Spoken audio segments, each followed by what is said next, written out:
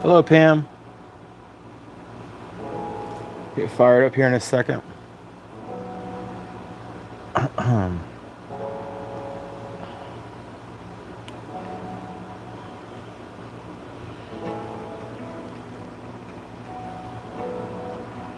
Tell you what, if anybody can tell me why the live show shows up under my JMac account, but it takes like 15 minutes to get it to show on my Bigfoot Input account so I can act as a moderator. If anybody can tell me that, I'll send you like a Christmas card or something. It's a frustration that happens every time we go live. It happens, and I don't understand the phenomenon there. But being that it's every time, I know it's not like me. It's something that's going on. I don't know what it is. Hey, Kathy's in the house. Oh, what a nice sentiment.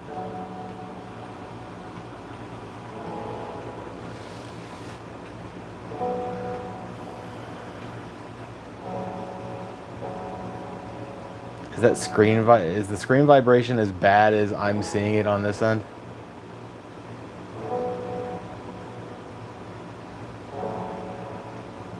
Because I'm gonna tell you what's happening is like, I don't know if anybody's, checked the news lately or watched TV or if you're hip on meteorology, but it's hot in Florida. It is hot right now. And I have a fan on right now that's kind of aimed at me and the cell phone holder,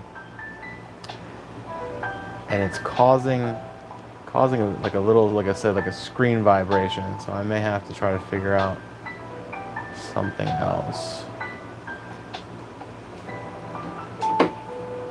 But what that's not going to include is me not having the fan, because that's not a thing. Hold on a second. Let me see if I can make this better.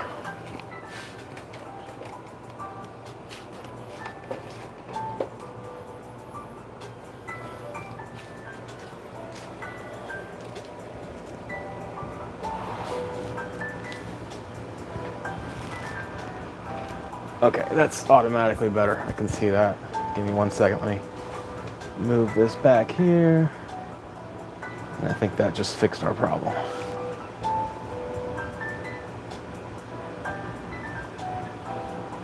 All right. Welcome, Lisa. The 90s in Minnesota right now. That's ridiculous.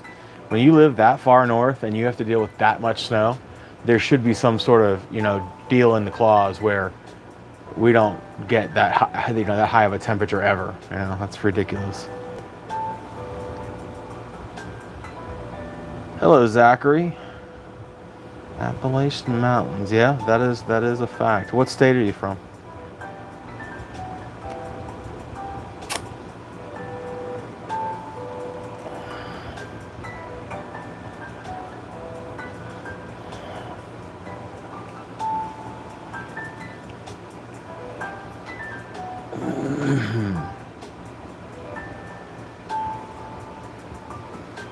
North Carolina. Okay. I've been to North Carolina only once though. I went there. I went to Asheville. Asheville's not that impressive. I mean, if you like cities, it's fine. It's kind of like Orlando. If you've ever been to Orlando, just imagine smaller Orlando. That's kind of Asheville. But the things around Asheville are very cool. Like the Blue Ridge Parkway. It's absolutely beautiful piece of road. We drove that for hours. And then Tommy Boy's in the house. Welcome, Curtis. And then Zachary, I don't know if you are familiar with that place. I don't know what they call it. It's right outside of Asheville, and it's like, it was like an abandoned like railroad yard. How do you say that? Like a train yard. And it has all these like old abandoned like semi-trailers and like train cars and big ugly metal towers all rusted and everything, and they just sort of like turned it over to the art college, just let them have it, and they've just went like ape out there, just painting everything, and just really, it's amazing. Like, it is really something to see. And they have like a glass blowing, like, you know, shop in there and stuff. It's wild. So we end up enjoying that quite a bit. Tommy, I got your pictures, man, of the canes. That's cool, man. That is very cool.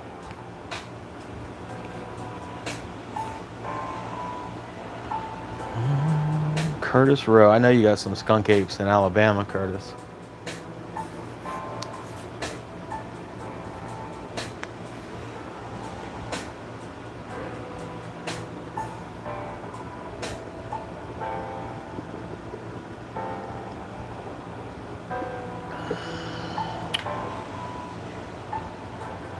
Billy Rob's here. All right. All right. Now it's a party.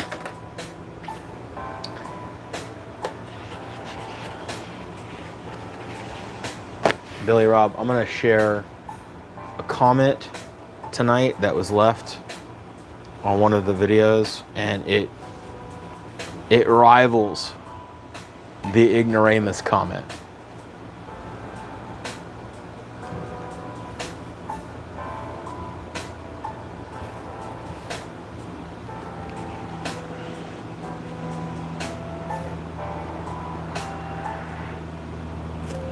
Gotcha. Sorry to hear that, Tommy. Hope she has a fast recovery.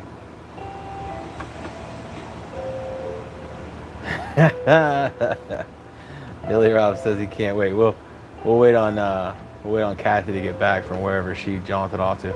Speaking of Kathy, we're gonna do a little throwback episode tonight. There's a lot of good new stuff coming out. We have a video that's pending. I have not edited it yet. But we're going to sort of take a little jog backwards and maybe look over some of the cool stuff that we've seen before. I have probably, I don't know, few 5,000-6,000 pictures. I don't even know how many videos I've got. So I think like just showing them once, you know, is not giving them any justice. And then there's a lot of people that are coming into the live shows now, new people that have just never seen any of this stuff before. So this one, of course, is Bigfoot World. Kathy Westerman. Look at those nostrils. Big nostrils. And this is quite literally in her backyard. In fact, I want to say that this was taken from her porch, but I don't want to, she's here, let her say her piece. I don't want to misspeak.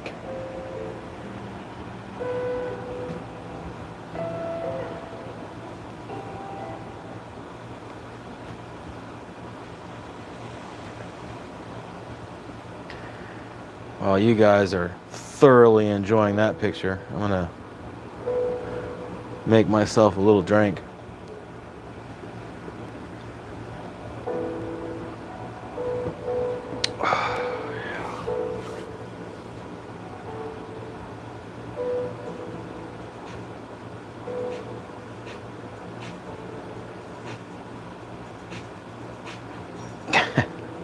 All right, Tommy, that's fine. They're trying to hold those videos back, man. They don't want those getting, you know, to the right people. You know what I'm saying? What does that say? Notana swing set. Where do you guys come up with these names? Good God. You know, I like to call people out in the chat and say, hey, man, you know, but like some of these names, I just can't swing it, man. See what I did there? Swing it. Ancient race of interdimensional beings. Well, yeah, that seems to be a popular opinion.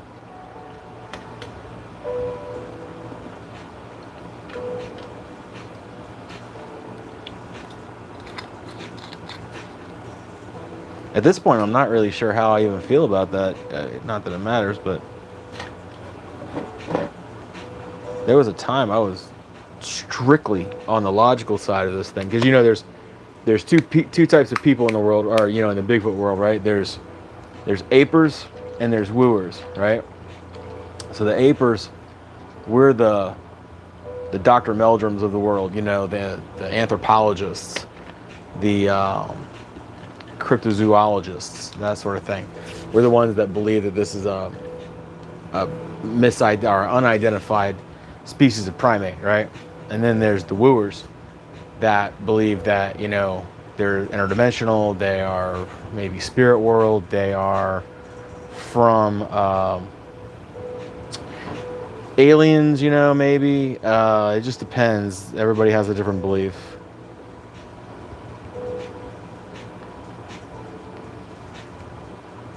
And frankly, I'm good with not knowing, because when you know, then it gets boring.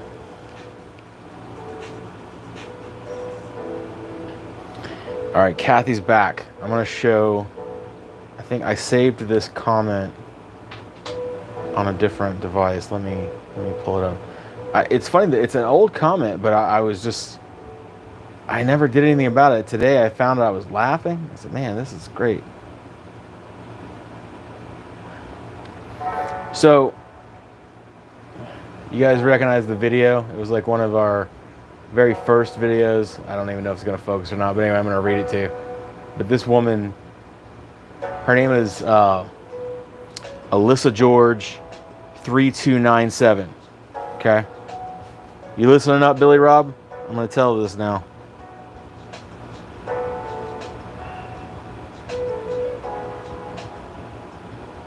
Cliff said he was scared shirtless. I bet you were, buddy. I bet you were. All right. So her comment is, and I'm just gonna read exactly what she said. So here we go.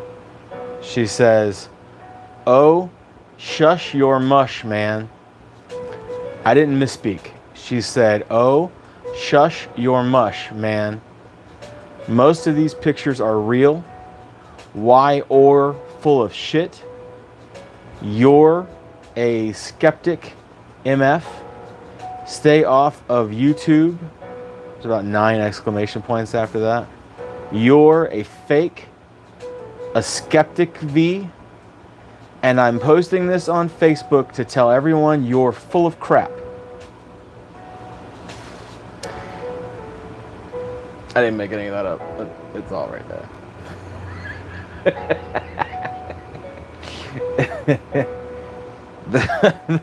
The best part of shush your mush. I had to go Google that. I didn't even know if that was a typo. No, apparently it's a thing. It's somewhere in some other state, whatever.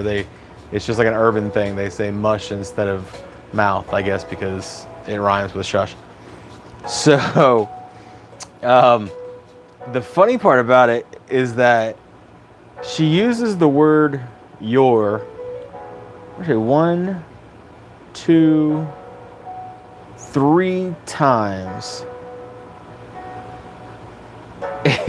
She only spelled it correctly once, but she used it in the same context 3 times. You're a skeptic. You are a skeptic. That would be the contraction.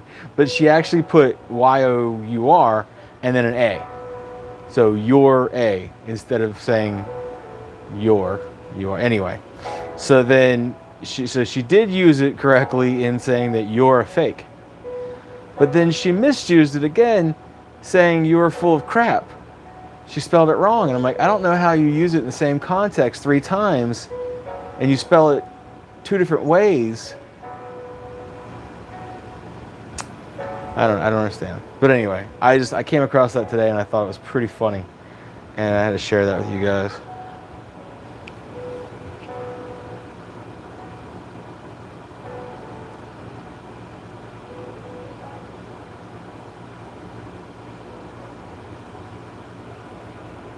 Yeah, I am pretty rational. I try to stay that way. But every once in a while we get a couple people that just go insane in the comments, you know what I'm saying? So Kathy, we were talking about you while you were gone. We were talking about this guy here. Obviously, we're familiar with this picture. It's one of my favorite pictures of yours. Correct me if I'm wrong, but this was in your backyard, correct? I believe it was from your porch. Tommy, some people need Xanax, bro. You know, that's, you know. I know, Billy. If you're gonna cause a scene, at least make it legible. You know, don't use a bunch of capital letters and exclamation points and misspelled words. You know. Token, yo, what up? Yeah. So Kathy took this picture from her porch, from a chair on the porch. Chair in the backyard. Forgive me. But there was a much more zoomed out version of this photo, which I don't think I even have anymore, but I cropped this part that is important. And again, what is important when we're looking at, you know, faces in the bush, I'm looking for details. And here we're finding two very well-defined nostrils right there. And actually you can see the protruding, you know, the eyebrow bone. Jesus, I'm losing. What the hell is it called? Anyway, you know what I mean. The bone over the eyebrow. That's a weird thing to forget. Anyway, so definitely one of my favorite pictures.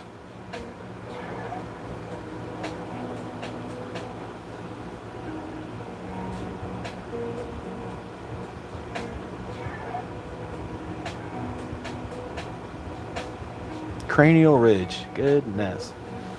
Yeah, cranial ridge. Thank you, Tommy. That's, yeah, it just came to me. I'm like, not even drunk yet. I gotta hurry up.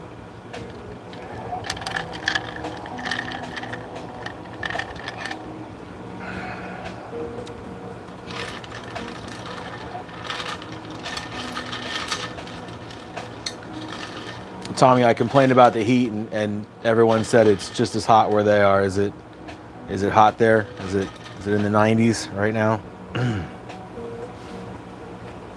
Have you ever seen him again, Kathy?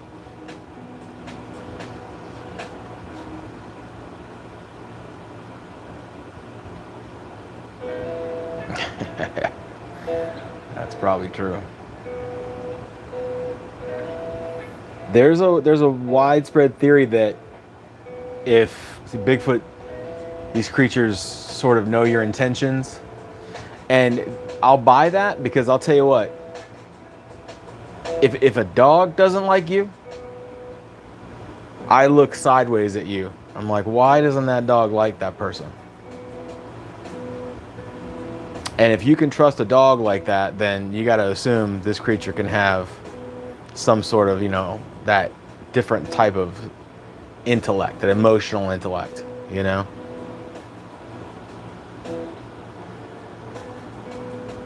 Yeah, high 80s, yeah, I mean, that still sucks, but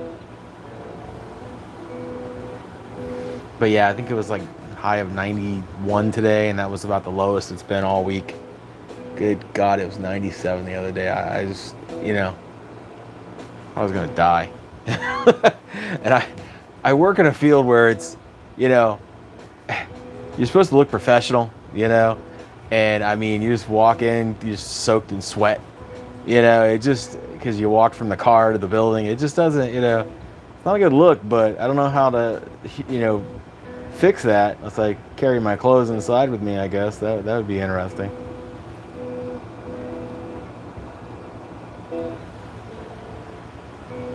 A little bit of good news, if anybody's interested, my Q is finally on her way back from Italy. She will be landing in Atlanta in 30 minutes or so, and then she'll have a layover, and then she'll be on her last leg home. So it's been a long week, guys.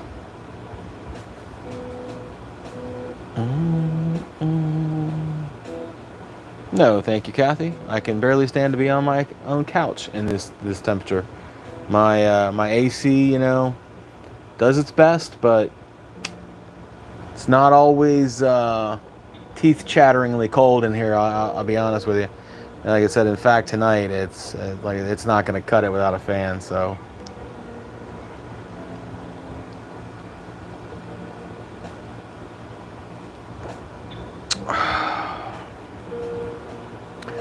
All right, as great as this picture is, let's see what else there is to see. Hey, we already saw that.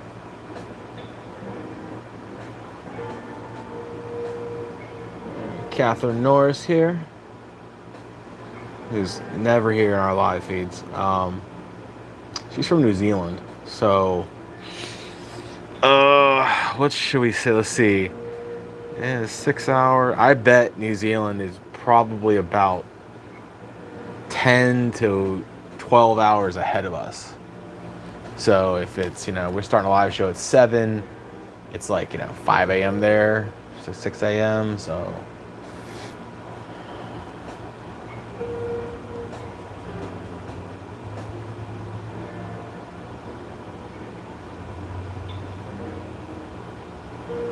I'm telling you, Tommy, keep your eyes on that boy. You know what I'm saying?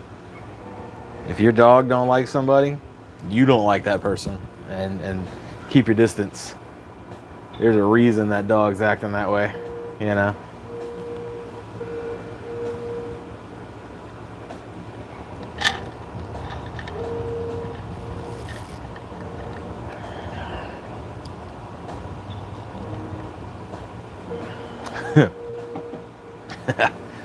I feel you, man. I mean, there's nothing wrong with a barbecue and dinner, though. I mean, you stand outside with a couple cold beers and man the grill. But yeah, the problem with that is if you're not eating outside, you gotta go inside and shower. And then the food that you just made is probably like kind of cold by the time you get back to it. But you just can't function, man. It's just you're so freaking sweaty.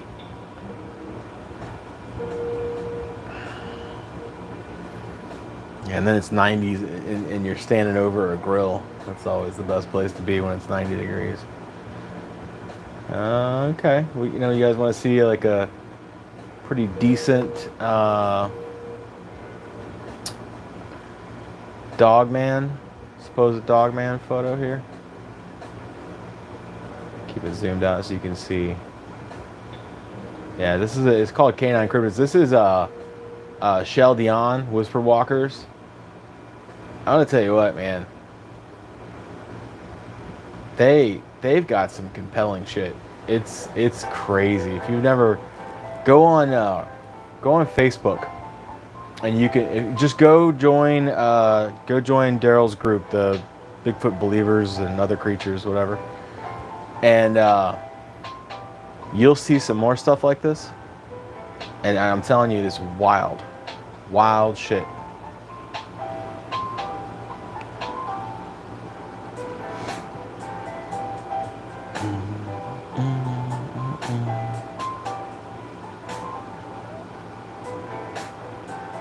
Give me just a second. I'm doing some stuff here that you'd be interested in. Just give me a second to get it put together here.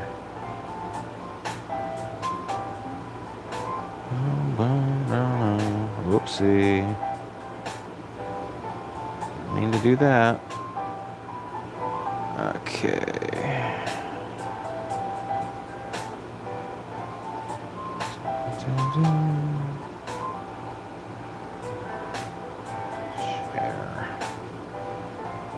Okay, now we're on it. I'm gonna see if I can switch over to Bigfoot Input now, just to make sure we keep everybody in line. Although it seems like a small group tonight. You never know. No, it's still not there.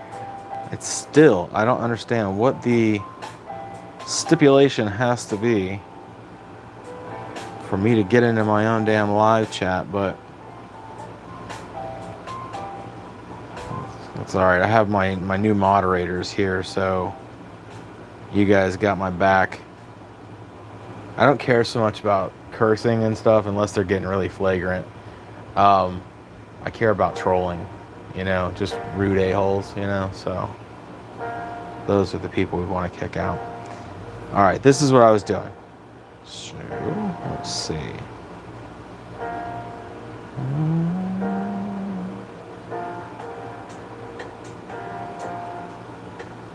Here we go. Okay.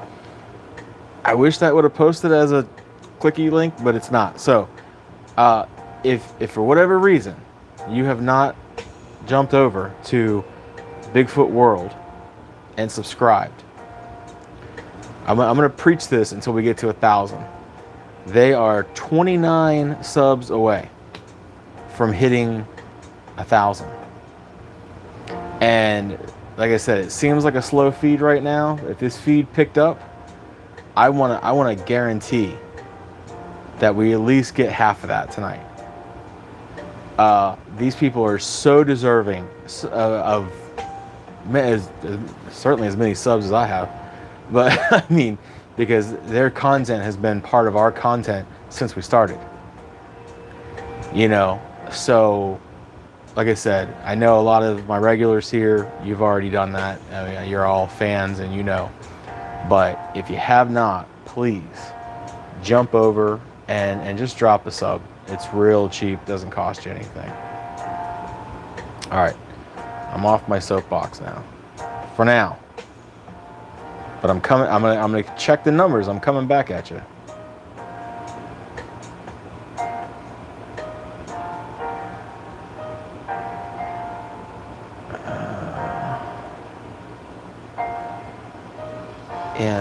Let's see.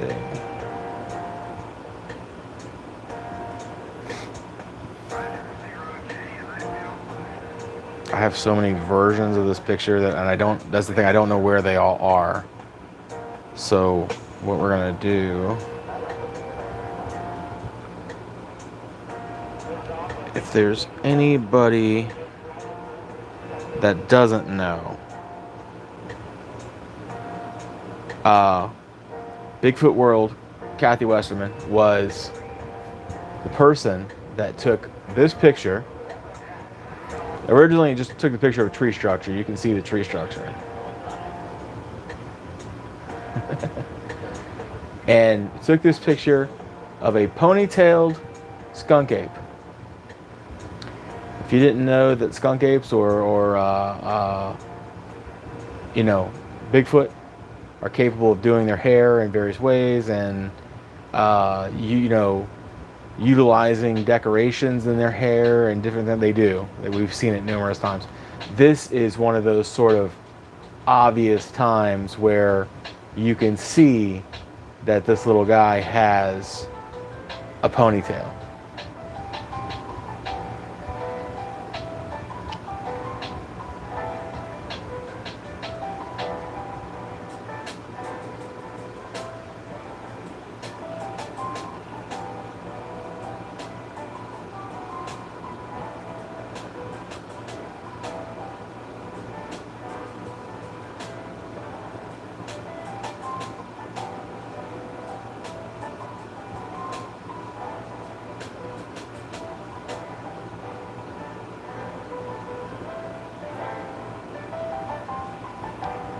So as I say, do your buddy J-Mac a favor and just hop over there and subscribe. And everyone will be happy.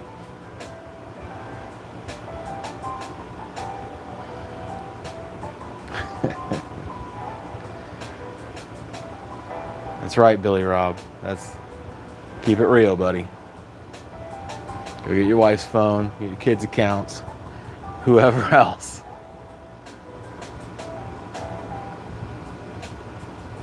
We want to get, it's probably just a milestone for Bigfoot World, but we want to get them to the point where they can monetize. So then Kathy can be extremely disappointed in how much money she'll make on YouTube. With 1,000 subs, she'll make her like you know, a little $5 a week, and hopefully it'll grow from there.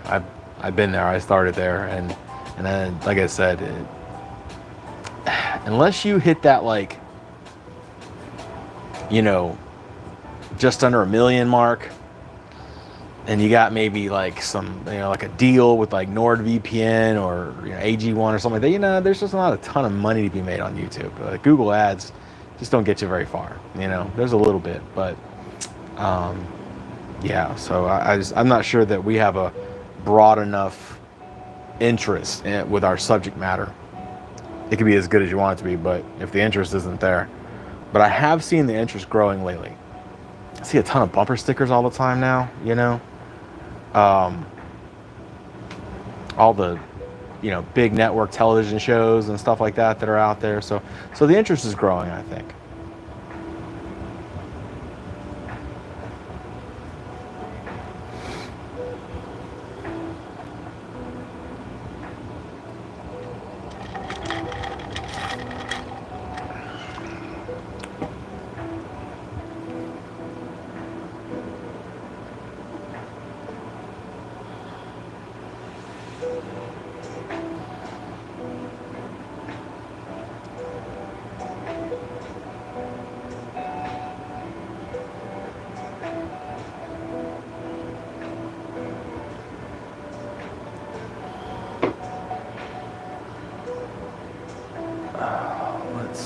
Let's move on and see what else there is to see. What the hell this is? Oh, that one. Man, that's a cardboard cutout. We all know that.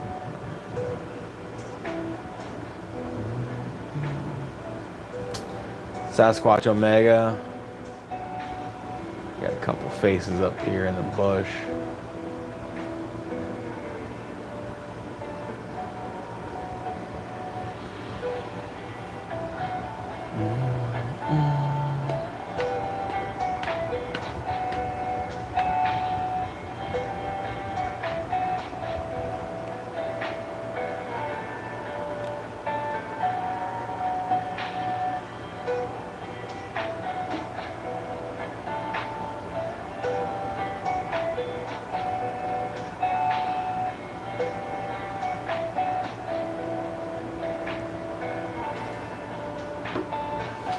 Hey, boxing fans in the house. Scott's in the house. Cool. Boxing fan. Let's see. Hang on. Carlos. Yeah?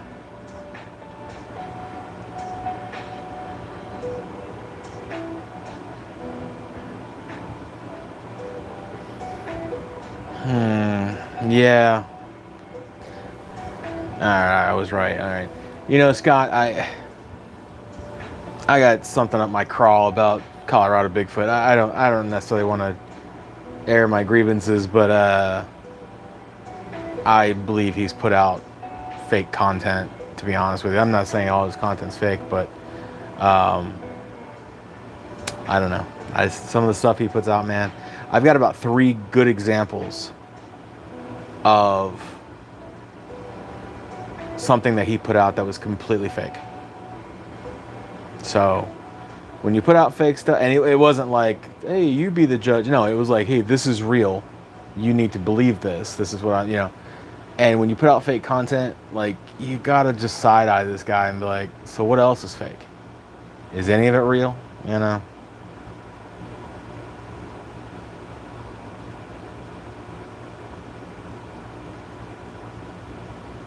Tommy is right there. You started working on your walking stick. Look at you guys.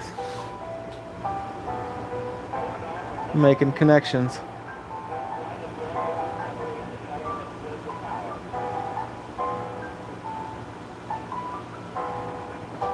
I guess, Scott. I mean, it's kind of 7:30 right now, bro. It's like it's kind of getting dark, in my humble opinion. I think, Scott, I used one of your pictures in our last video. It was really cool. I haven't released the video yet, though. Here's the thing. So, last Sunday, when we did that sort of impromptu live, I was utilizing the pictures from our upcoming video. You guys saw all of them. And then I'll go and I'll make a video of it. But anyway, this week has just been, it's been a weird week, and I have not had the opportunity to edit that video. So that'll come out, sometime here this week. But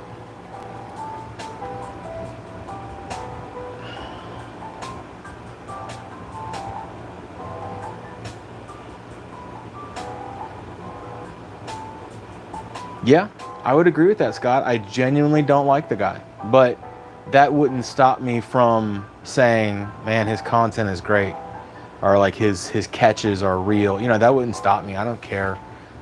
You know, there's been people that have been jerks to me in the past, but their content is great. You know, and I would say that. But like I said, I don't feel that way, and that's a controversial subject. Surprisingly, a lot of these, he's got a lot of fans. You know, and I have suffered some blowback about that.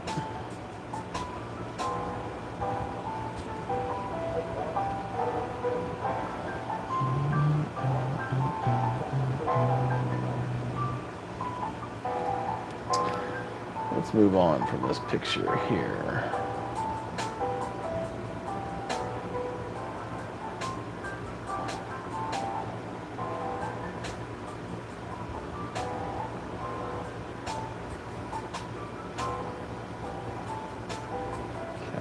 Norris, Dennis Hurstad. Oh, here's Rebecca Rollison. She is a member of Bigfoot World.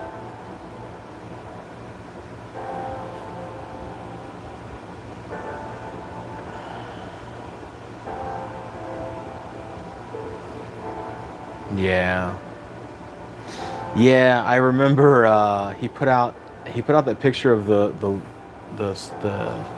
I don't want to say albino, but a white Bigfoot, and it was kind of in the snow, and I just can't put my finger on it, but man, I've seen that picture somewhere before, like of the Bigfoot, not the road that it was supposedly on, but I have seen that picture before, which leads me to believe that it's photoshopped. And then he kind of doubled down on it and said, you know, this is real. If you don't believe it, blah, blah, blah, blah, blah. Yeah, I don't know, whatever the fuck he said. But I know that picture is not real. I absolutely know it. I can't prove it yet because I can't find the damn picture that I want to find. But when I find it, it will be proven. And I actually did prove on a video some time back. He posted a picture of a Bigfoot that was, I believe he said it was either dropping its cloak or it was in the middle of applying its cloak because it was translucent. And he put a picture of it. It was kind of walking out of a tree line. I took the picture of the Jack Link's Sasquatch, turned it a certain direction, made it translucent, because you can easily do that on a phone, placed it in the woods, and it looked exactly the same. So I was like, you know, that's fake. That's just straight up fake. So yeah, I stopped listening to the guy at that point. I was like, what's the point of you know, following this dude? Yo, Mr. Midwest, Wiley's in the house. Happy Friday to you, sir, although I work tomorrow. So by choice. It's okay. I make my own schedule, so it's by choice.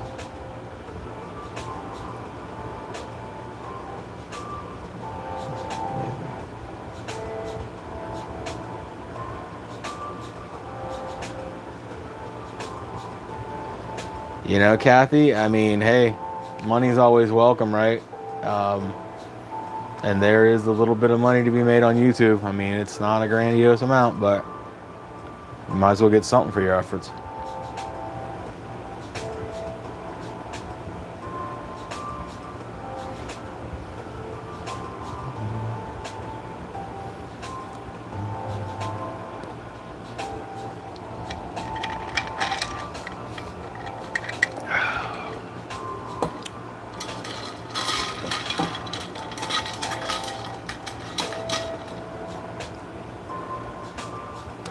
Hey, Don, what's happening, buddy? Don? Dan? Damn, I don't know. I'm gonna stick with Don.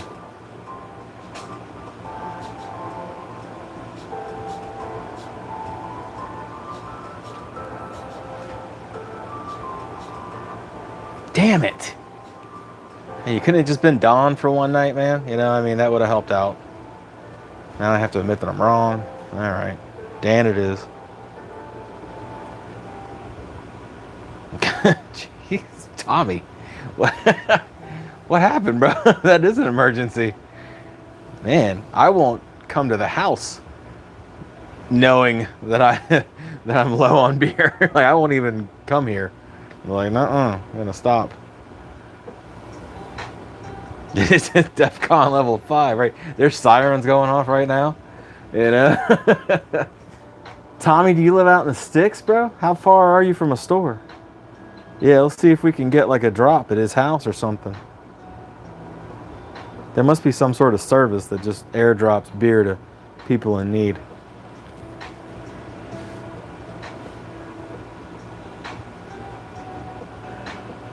He's got a lot of shine. Yeah, that's a good mix, you know. If I could, Tommy, I would give you almost one of my beers. So just to help out, you know.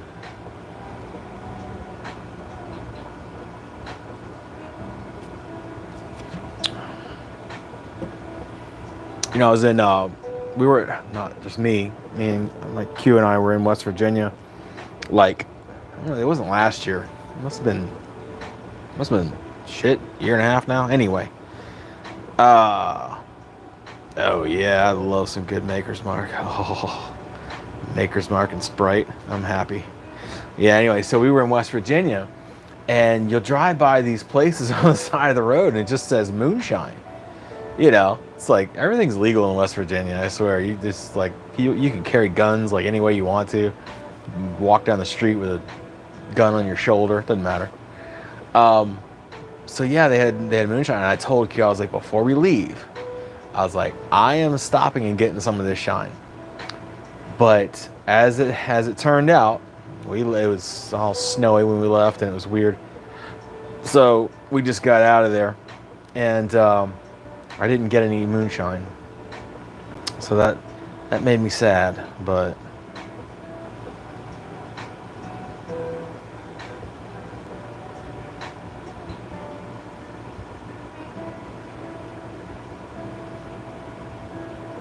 What are you sending me? You sending me something, Kathy? Oh, okay. Ooh, that one's weird, huh? Sorry, Kathy's sending me impromptu pictures. What is this? You see that? What is that one, Kathy?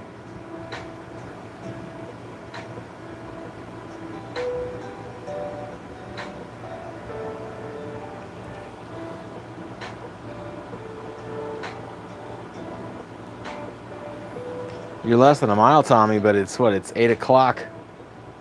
8 o'clock on, well, it is Friday. Are they still open?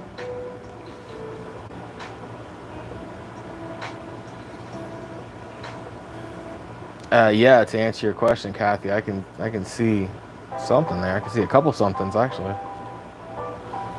Take a look at those later on, more in depth. If any of us actually run into one, it's cryptic. Probably should. Have I talked about it? I mean, I don't know, Scott. I mean, you know, it's like talking about, you know, running into a cryptid in the woods. Obviously, every creature is different, just like you handle different types of bears in various ways. I think if you run into Bigfoot, you know, a Bigfoot itself, like a Sasquatch, I think you have a pretty good chance of getting out of that situation, especially if you show respect and don't piss it off. Now, if you run into the wrong type of Sasquatch, one that considers humans a food source, well, then you're screwed. There's nothing you can do about it. But if you run into a Dogman, if they're real, and you run into a Dogman, like, I'm pretty sure you're out of luck. Unless you're far enough away to where you can maneuver to get to a safe spot. I think that for the most part, from what I hear, Dogmen are assholes. So yeah, I don't know what you could do.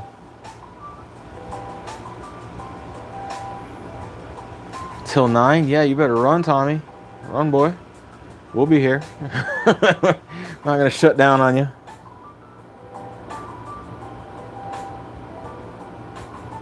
Yeah, moonshine sounds it. You got moonshine, Kathy? Oh yeah.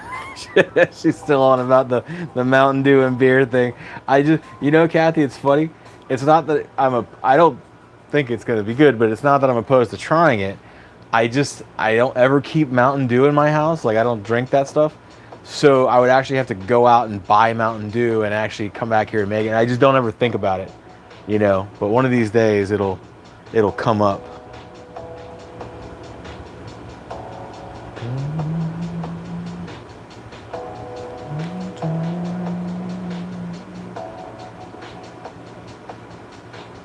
What else we got to look at here?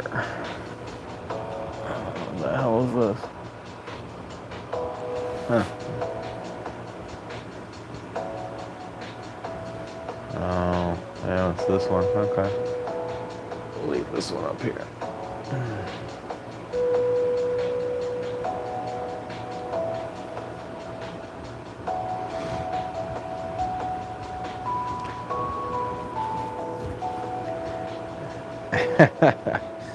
Yeah, that's what I imagine it'll taste like. Is exactly like a sweet shandy.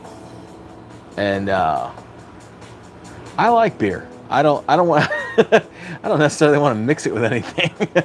And then of course you got to, like, you know, mix the right beer. Obviously, if you're mixing it with Mountain Dew, it's not going to be like Guinness or a dank IPA. You know, it's going to be like Bud Light, you know, Coors Light, you know, that sort of thing. One of these days I will try it, because I'm not opposed to trying anything with alcohol.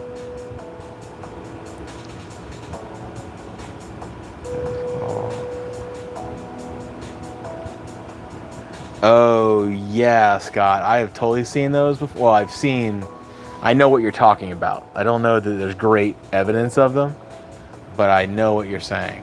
And yeah, they are pretty scary.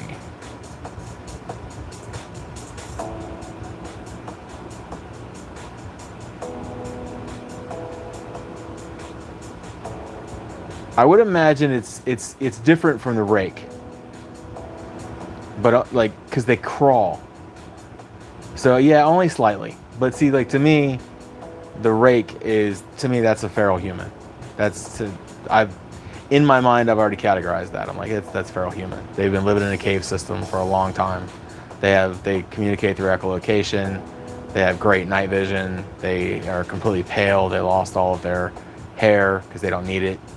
You know, so. All right, run, Tommy. Get something good.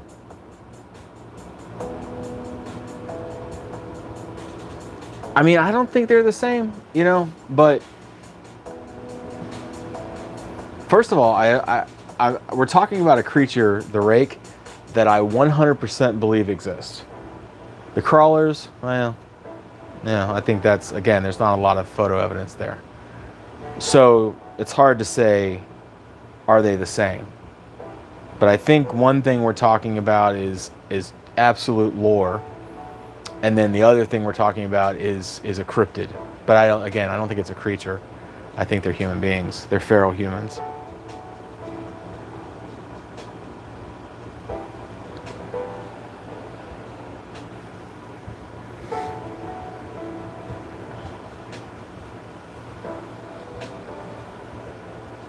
I'm gonna try to show you guys something. I don't know how much of a shit show this is gonna be trying to do this. But if you guys heard of Shawn Langley, the artist from Ohio? Yeah, we're still on the fence about Dogman. I don't know. Scott will tell you about Dogman.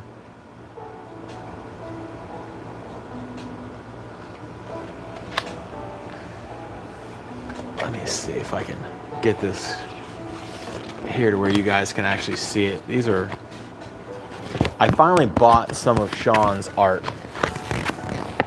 It's taken me a long time to commit to it. I absolutely love his art. I just never got around to it, you know. Okay, so I'm straightening them out. And I'm gonna try to do this. And it's a big black screen. Okay, hold on. Got a plan for this. Maybe work this damn iPhone.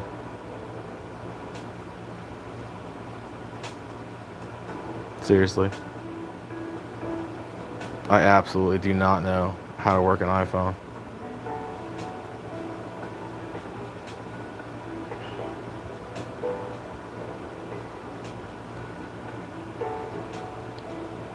Okay. Anybody got an iPhone? Can tell me where the flashlight is? Damn it.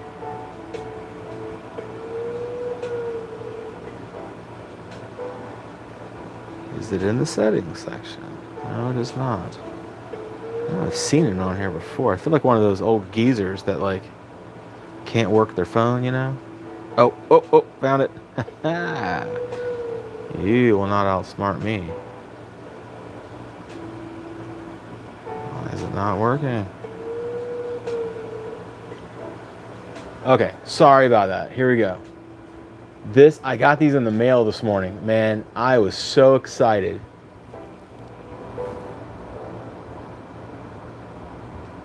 Is that as simple as it was? It's like, hey Siri. Somebody did that shit on TV tonight.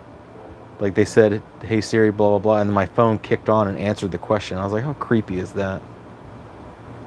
Sorry, I can't make a phone call with your iPad. Did you hear that? They heard me talking. Okay, I found this Shut on the web. up. Check it out. No, sir. He did not do that. I don't think he did drawings for Found about. this on the web for now. Siri, Check it out. stop talking. Okay. I like how he gets the little last word in anyway. But yeah, so I was online, these look nice, but I was so freaking impressed when I got them. I never, he used to get the last freaking word in. He's like, all right, okay. You don't have to be so angry. Like, shut up. So yeah, this is just one of his artworks. Again, Shawn Langley. You can Google it. But I'll tell you what, I like that one a lot. And I'm going to order a couple more. But this one, I love this one. This thing just has me like in awe. Welcome, Sunshine. Sunshine's our newest member, if anybody hasn't met her. This is the Plague Doctor. The artist is Shawn Langley. Shawn Langley. So yeah, please Google him. He's on Etsy, he's on Shopify. I got these, like I said, I got these in the mail today, and I'm just, man, I'm dying. I'm like, these are so cool. And you guys probably don't know this about me, but I have a thing for masks of all shapes and sizes. And I love the Plague Doctor masks. Like when I have a studio, I think I'll definitely have one of these.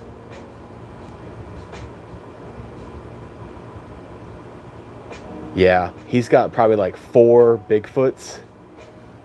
He gave me this one too. Gave me this one. I don't know what Lovecraft means, because I'm probably just out of the loop, but he said this is a Lovecraft Bigfoot.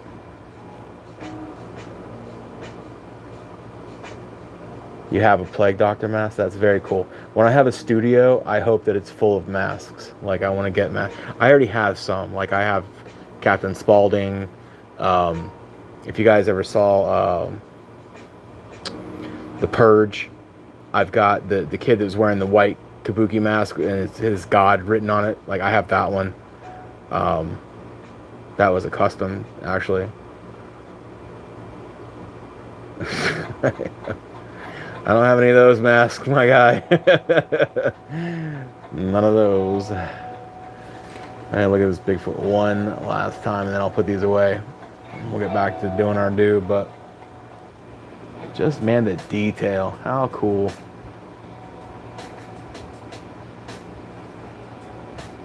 So, yeah. There you go. Thank you so much, Shawn. I know he's a busy guy. I don't think he's actually here, but I told him that we would be talking about it on the live show tonight. And I'll tell you what, here's the deal. These are big prints. I didn't expect them to be this big. They are 11 by 17, I believe. And I got 3 of them for $35. Now you can buy them independently, $15 a piece. But I'll tell you, if you get on his Etsy, you know, you start looking at some of them and you're like, there's no way I could just choose one. In fact, I am going back on, well, soon, because he has a Mothman with red eyes that I want. And I'm like, you know what? It's only $15. I'm gonna go cop it.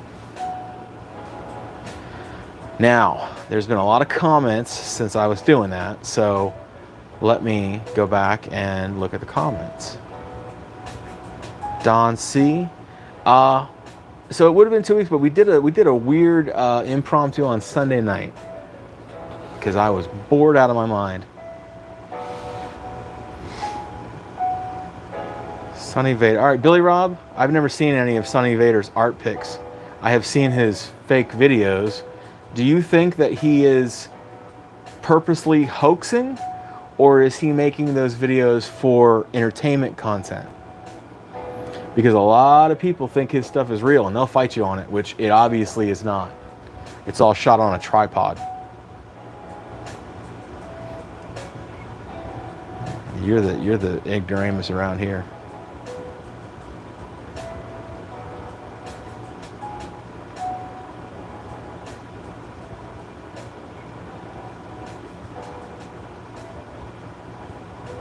Sorry, catching up on comments, catching up. Yeah,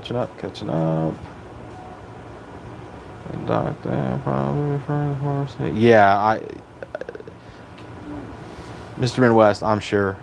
The Lovecraft thing, I don't know what that means. HP Lovecraft, I guess it's like, you know, a writer. I don't know. I don't get it, but how late am I gonna be around? No later than 10. That is my absolute cutoff tonight. I gotta work tomorrow. I got stuff to do, so 10 o'clock at the latest.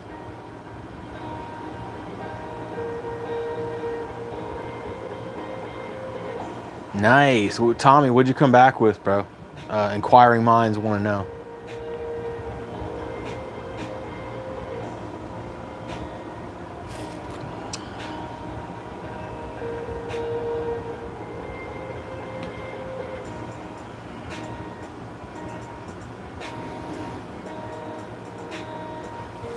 You know, I know, man. It just bothers me how many people think it's real. That's all. Like, I don't care if he's putting out videos for entertainment content. It all has the same narrative.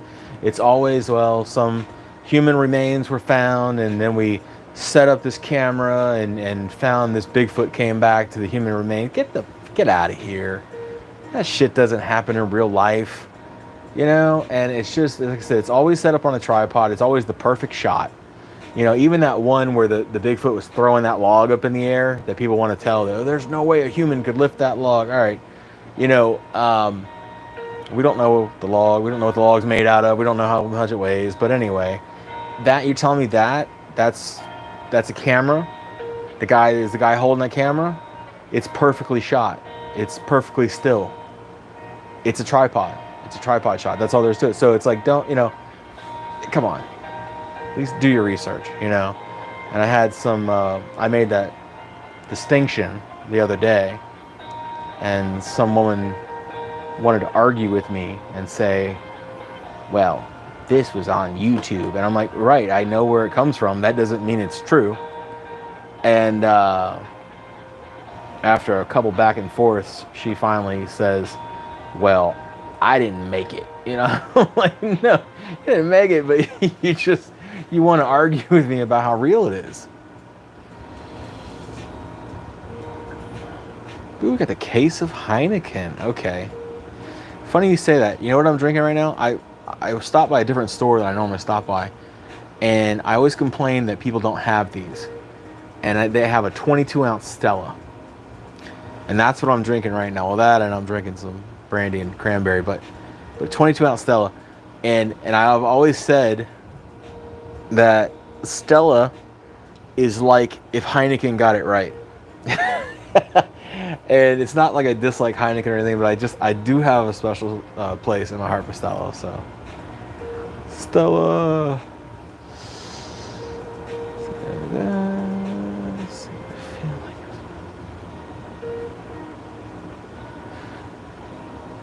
Yeah, I agree, Mr. Midwest. It seems like he just keeps recreating the same narrative, same story, same. And I don't know exactly. I'd have to go look. I don't know how many followers or subs he has on YouTube, but that gets addicting. If you start making money off of your content and, you know, whatever, it can be addicting. So he may have started out as one thing and has become another, you know? So, don't know.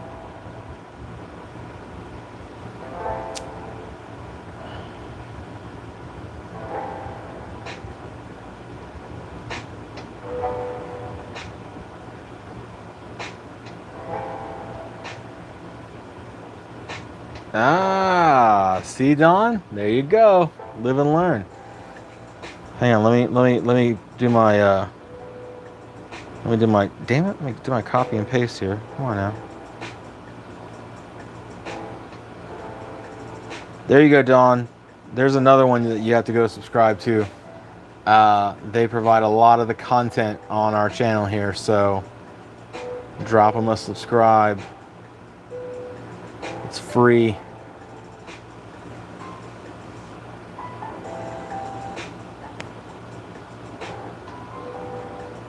Yeah, Stella is great.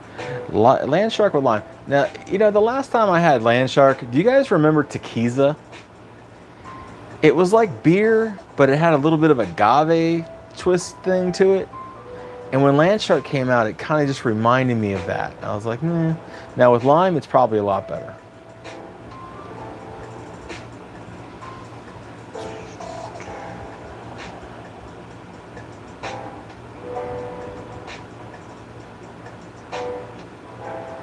Now look, guys, you know, Bigfoot World doesn't have any new subs, and none of us are going home tonight until they do. So let's stop, you know, let's stop fooling around.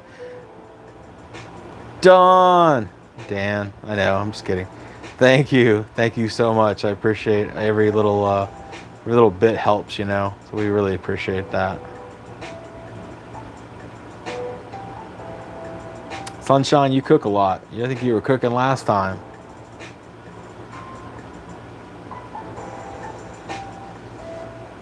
Don, what's a homemade orange crush? I mean, I'll take one, whatever it is. It sounds good, but...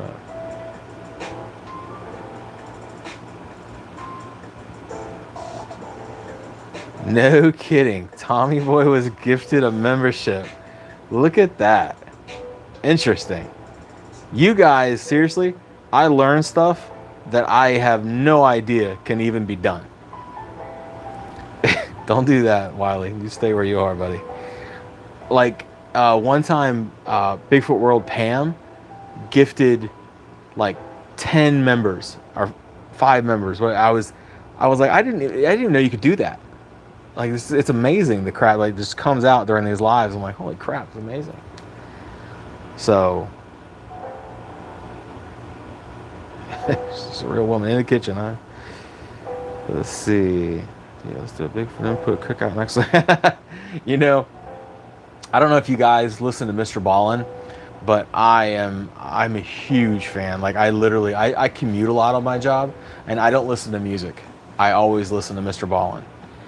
And yeah, you still need 29, Kathy. Last time I checked, it's not gonna. I'm not gonna cut it, but anyway. So, Mr. Ballin is now doing a live show. So he's doing exactly what he does on the videos, but he's doing it live. And he's got like, I don't know, there was like 10 tour dates. One of them's in Atlanta, and I'm so tempted to go. I would love to do that. But anyway, so I think that's very cool. Like when you get, because he's got like 9 million followers, And, the trick to that is finding that like central location where people will actually come to see you. Because let's just be honest, even if you're the biggest, Led Zeppelin fan, that there ever has been, you're probably not going to fly to California if they only have one show. So, when a band tours, even though they'll get like 40, 50, maybe 80,000 people come, they still go demographically, to different places because not all their fans are going to show up in one spot. So that's my point.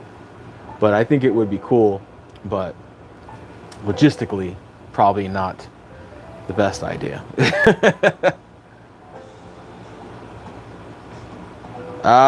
We got Don C. We peer pressured him.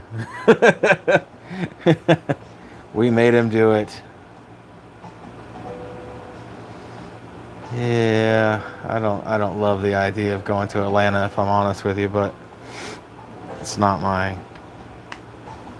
cup of tea. I don't like metropolitan cities, but for Mr. Ballin, I would go there. I would go and see it. But I saw pictures of the theater. I don't like it. But anyway, probably won't go. But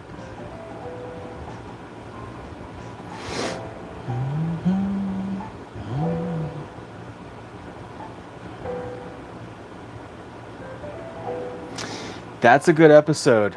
That is a good episode. I do like that. But I'll tell you what, I've heard stuff on Mr. Ballin's. He has a podcast now, and all it is he'll take 3 episodes of Mr. Ballin, which are like usually 25, 30 minutes long, and he's put them into an hour and 10 long podcast. And I'll listen to that, when I'm traveling for, an hour or whatever. And I mean, some of the stories that you hear are just mind-boggling. And it's not all like paranormal, like dark, like it's not all ghosts. There is some Bigfoot, there's some paranormal. A lot of it is dark crime. And I love true crime stories. And I mean, the man knows how to tell a story. He's really good at it. So, if anyone knows Mr. Ballin, let him know that I'm a fan. I'm trying to reach him. He's not responding.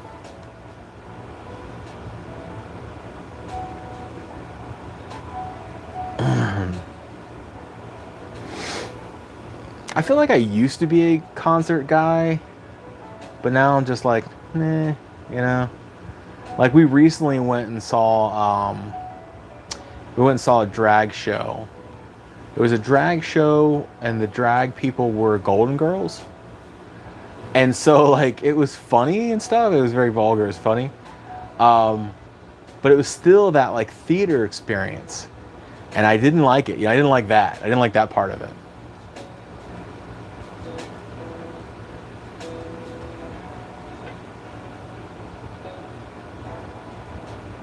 Yeah, I agree, Don. His pod is awesome. Hey, we got Don, we got Dan. Look at that.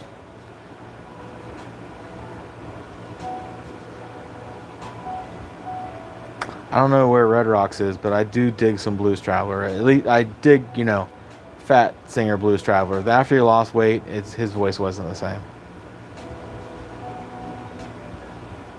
Oh yeah, hey, a free concert, Billy. Why not? Yeah, I like Aaron Lewis enough. He's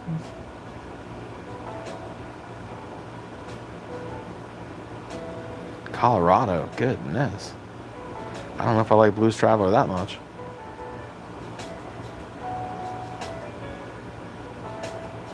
Uh-oh. Here's that synchronicity that we always talk about. It's happening right here in front of us.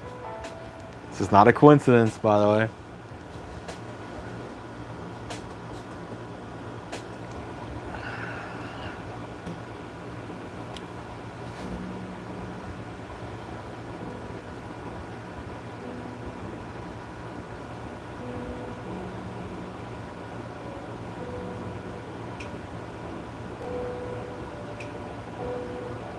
All right, Don, go to it. I remember you had to do that last time. Go enjoy it.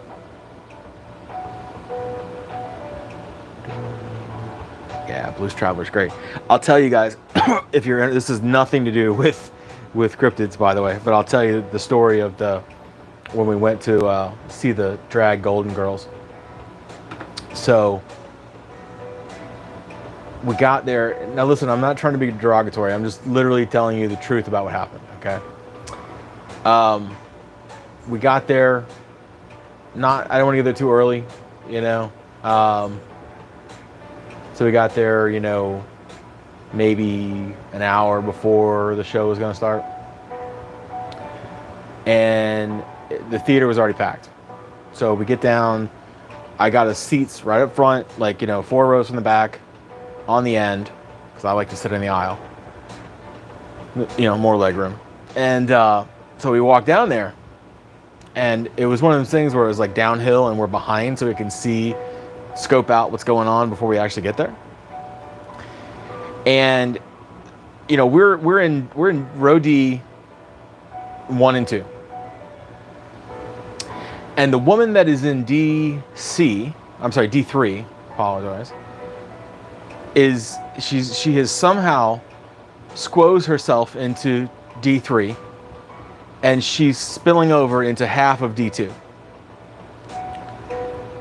Now, you know, this is D2 is where my cue would have been sitting, and I would have been sitting on the end there. And I immediately realized, I was like, this is not going to work. You know, this is just ain't going to work. We're literally going to be sitting on top of each other, and I'm talking about all of this, including this woman. You know, someone's getting sat on, and because they were like those like auditorium seats, they were all, you know, bolted together, you know, and so we had to go track down like the people, and then they couldn't help, so they had to track down other people, and then they went and assessed the situation and saw that what we were saying was absolutely true. And so long story short, we ended up getting they had like these chairs, like folding chairs. They were nice little chairs. They broke them out, and they sat us right up front, like absolutely on row A, like row A on the corner. And so we were right up front, which was nice for viewing purposes, but then that made me a target for all of the, you know, actors. And so, you know, there was a lot of interaction, I'll say, between me and the drag artists. Great show, by the way, great show. Like, hell is it called? Stay Golden, maybe? If they're ever in your area, worth seeing.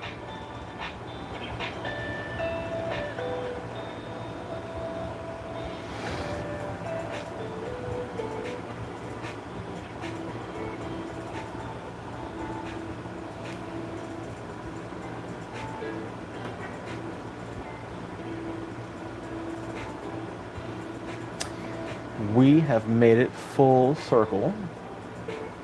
So we're going to switch to a different attachment.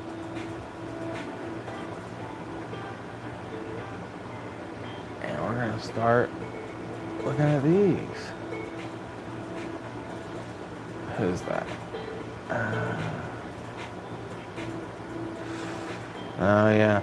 So here's the one that Dr. Meldrum recently declared is a bear and not a Sasquatch.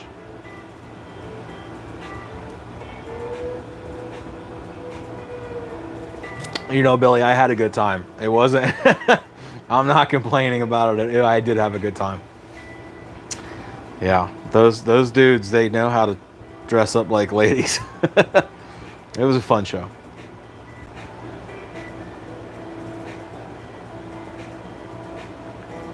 Yeah, it happens, Tommy. You know, hey, man, I don't like to judge people. You know, we all have our body style is what it is, you know. But when you're going to a show like that, I think you got to think about things. I think about things like that all the time. I'm like, I don't want to do that. You know, but like, nah, not this way. I'm amazed that woman got in and out of that seat without an incident. So.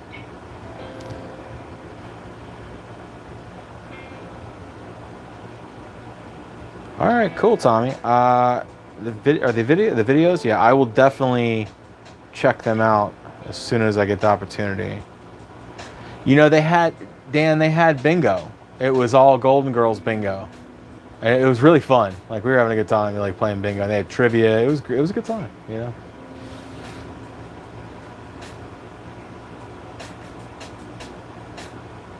Oh, yeah, sure. That would be so embarrassing. Could you imagine? I would never. I would rather chew off my own leg than call security because I got stuck in a seat. Not gonna happen.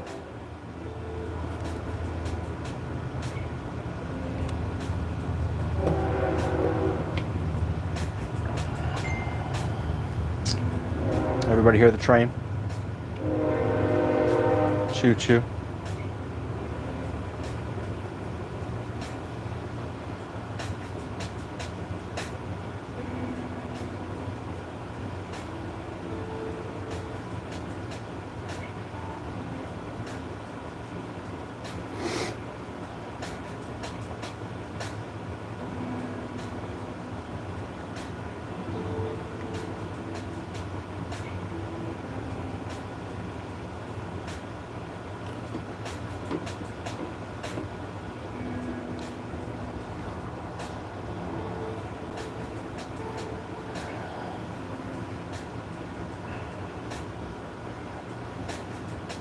Yeah, that's really my point, is understand your own physicality. You know who you are. You know what you are. You know what's up. You know, go take a look at the seats. You know, go online. There's research. Yeah, there's a resource. Just go online, take a look. Say, is that someplace that I'm going to be comfortable at? Common sense is what it really comes down to.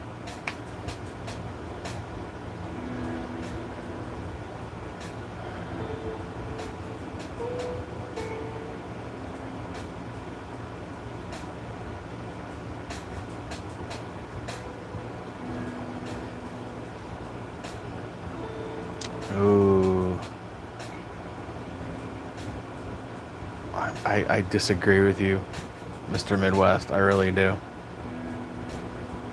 Because I think that in certain parts of the United States, people that go missing and that are never seen again, like they don't ever find their bodies, I think they're in a cave system somewhere. And I think Sasquatch is responsible for eating them.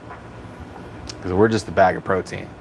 Think about that. So it's like, yeah, I think that they are, yeah, missing 411. I think a lot of those are Bigfoot related.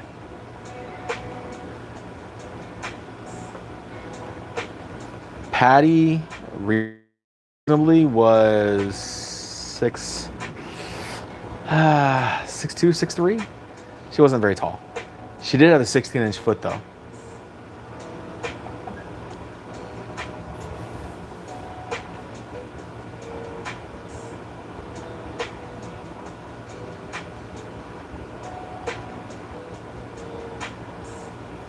So you know what's funny about that, Tommy? I was just talking about that subject the other day, and they don't pre-qualify you by weight. They actually take your measurement when you get there, like not with a tape measure, but they have like lines on the counter, and if you protrude over those lines, that means that you're going to protrude over the seat. And yes, at that point, they make you buy a second seat. I kind of get it, you know. I mean, it's terrible to have to show up there and not know that, and then they just spring it on you. You know, they should be able to have something like a prereq that they could set up. What are your measurements? What do you weigh? And then you'll know whether you have to buy a second seat or not. You know, like that would be a little more, but sensitive.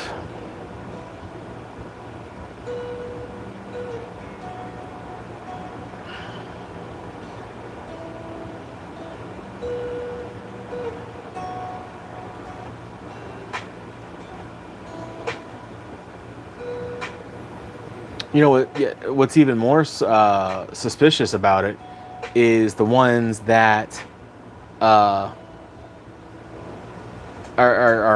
you know, come up missing, and then they're found like a crazy distance away, just, you know, a few hours later. Like these children, there's like these 3-year-olds that go missing, and they'll find them, like, you know, I probably shouldn't even say children, but anyway, young people that go missing, and then they'll find them like, you know, 10 miles away and they've only been missing for 3 hours.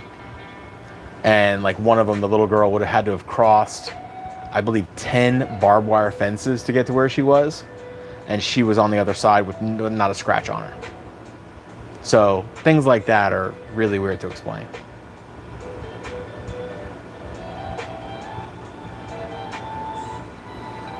Thank you, Tennis Baby. I appreciate you subscribing.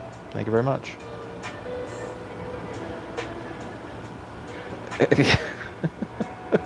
Okay, look, I don't want to be childish. I want to keep hands above the table when we talk about this. But I've always thought it was hilarious, the idea that someone was going to make a Bigfoot suit so they could film this Bigfoot. And at some point, somebody involved was like, you know what? I'm not getting involved unless you put some tits on it. That's all there is to it. That's my line. That's where I'm out. So I'm like, why? That was an idea. They're gonna make this suit, but this is the anatomy it has to be. So I always thought that was funny.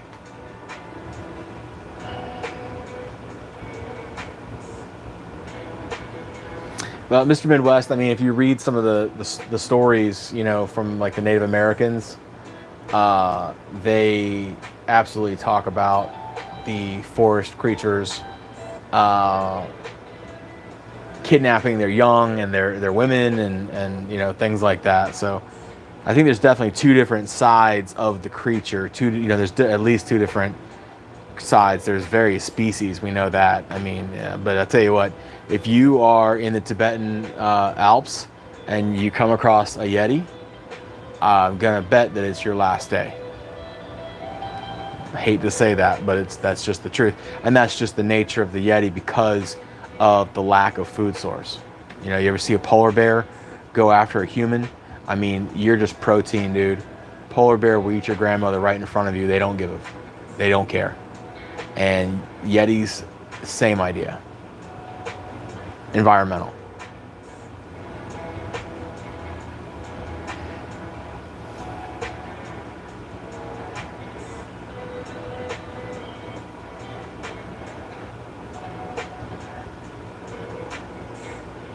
Portal. Quit denying portals, Jay. Yeah, you know you're lying. What do you know? I don't believe in portals, man. I don't believe in interdimensional Bigfoot. I can't do it. I need to believe in real physical Bigfoot before I can start adding on other, you know, supernatural type of things onto the myth, onto the cryptid. So one of these days, one of them will just pop up in the bathroom or something with me, and I'll have no choice but to. Yeah, Tommy, like he said, they said it was a bear. Like, yeah, right, it was a bear. Oh, I see. So you're talking about just modern Bigfoot. I still think that, yeah.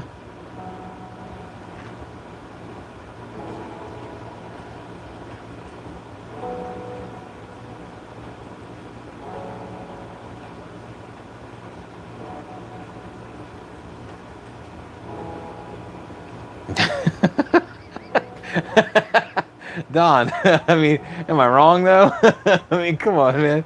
I'm like, that was somebody's stipulation to making the suit. Like, it's gotta have this.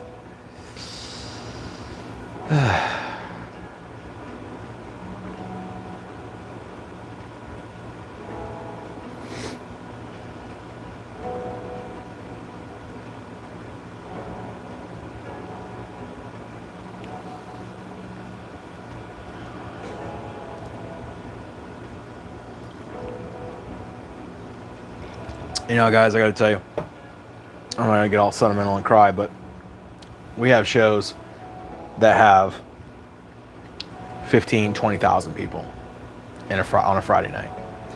And then I'll have shows that, you know, have 150.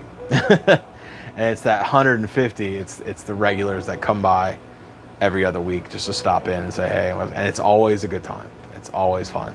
We always have some laughs, even if we don't stay on the cryptid, you know, subject, you know, we always have a good time. Holy crap. Tennis baby, thank you so much. $40 dono? That's crazy. Did you mean to do that? I could refund that for you. Kind of 20 gauge. So, I mean, to answer the question as it's proposed, celebrate the first super on a live stream. Okay. Yay. Yay me. I really hope that we don't ever find out, because, you know, I know that there are defense situations where you have to defend yourself, whether it be, you know, bear, big cryptid, whatever the case may be. But, you know, 20 gauge shotgun. I mean, I definitely think that it would put some damage, you know, depending on where you shot it, the creature. I mean, if I'm in a defense situation and I have to shoot, I'm going for the head, even though it's a smaller target.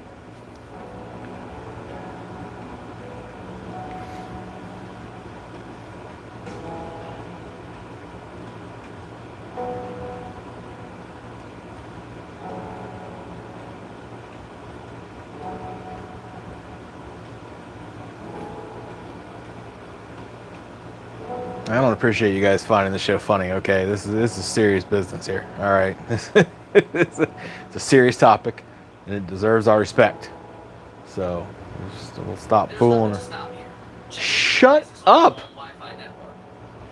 Seriously, Siri, stop. Turn off. Fuck off for the rest of the night.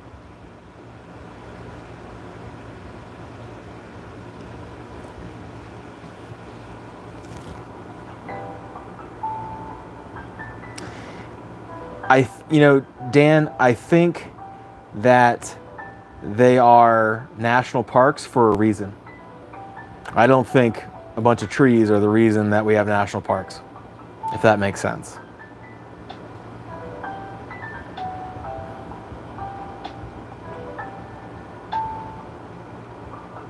Micah, what up?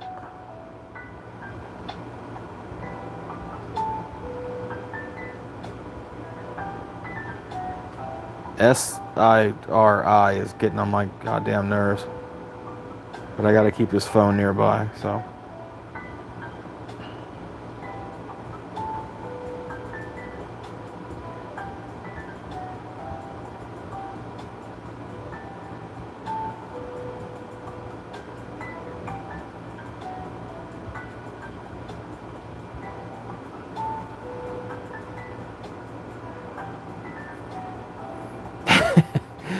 Too real. I mean, no, I don't know that. That's definitely a hypothesis of some kind, but never heard that one before. I mean, it's possible.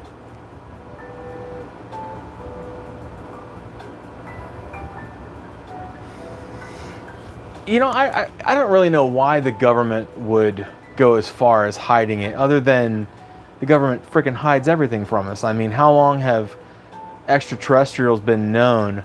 I mean, before Roswell. But they just recently admitted that they had gathered flying, you know, objects with organic matter, which is as far as they would go. But I mean, that tells you they recovered bodies. So, and I mean, you're talking like Roswell was in like, what, 38? So, you know, why is just because they can. They know and we don't know. And the more that happens, the better off they are. So, and no, I don't think that Bigfoot is the government is responsible for Bigfoot, because obviously the Bigfoot lore goes back into history, far back into history.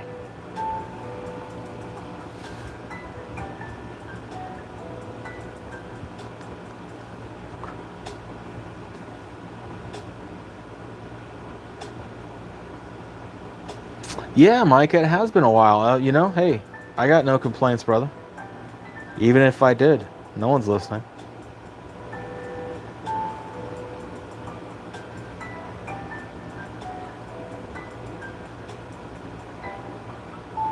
That's right, Mr. Midwest. That he was the only president that I know of that actually had a trapper friend that had reported this to him, and he believed him because he knew the man so well. So that was your, like, you know, very credible, like a president actually saying that, hey, I know someone that has seen one, you know.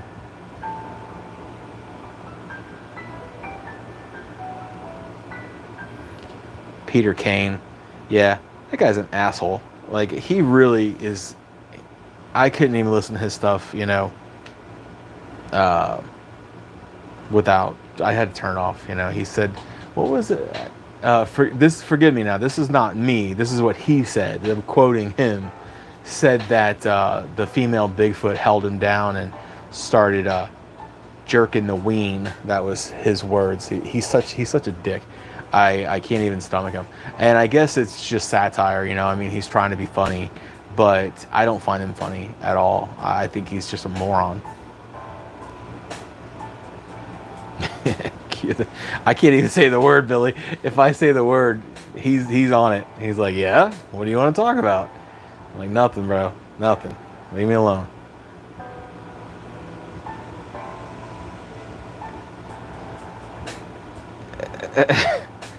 Yeah, that's precisely what it is. Well, no, he claimed that the end result was, you know, I don't even know how to say that without saying stuff that shouldn't be said on my YouTube live. But anyway, it was further than that. How about that? Can we just say that it was a full-on rope?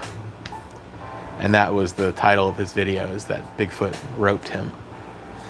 So he's a real freaking whack job.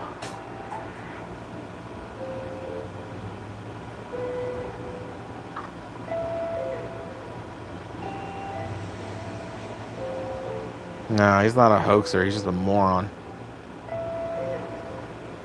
There was that one video of him in bed with Frogman.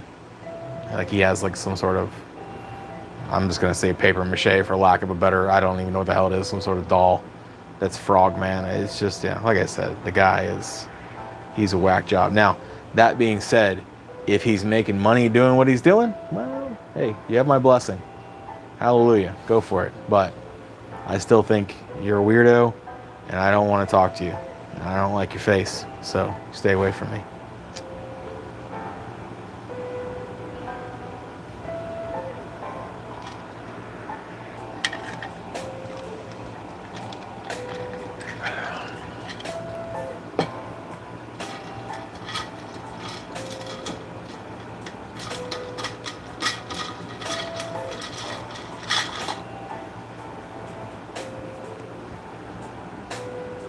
Tennis baby, I don't know what the hell that means.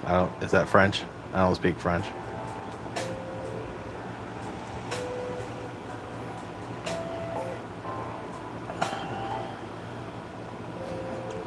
God. So Billy, I don't really watch Family Guy that much. Not because it's not funny. I think it's kind of got old, but I was watching a short today on like YouTube or something, and it was talking about the frog's vacation, and they were in Ethiopia, and they're sitting there just smacking flies off this guy, you know, and they're talking about, they're like, oh, I feel so fat, but I'm on vacation. And he's like, yeah, let yourself go, and they're just eating all these flies off of this dude. Family Guy they go too far. Too far.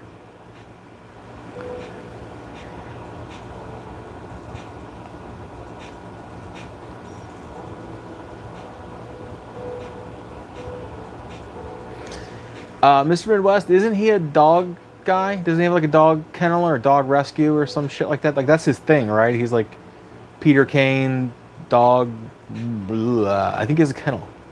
So like, yeah, he's like a real like kind of wildlife sort of guy. I mean, he probably has positive traits. It's just, I've never seen one.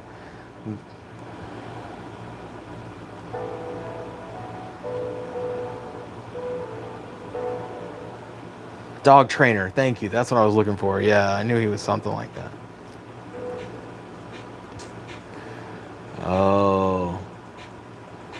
this picture.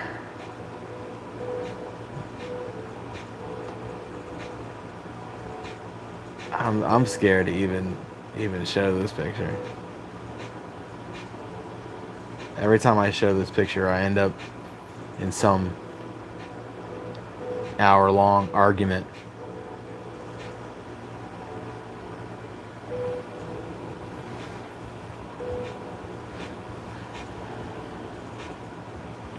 He was really on Daniel Tosh.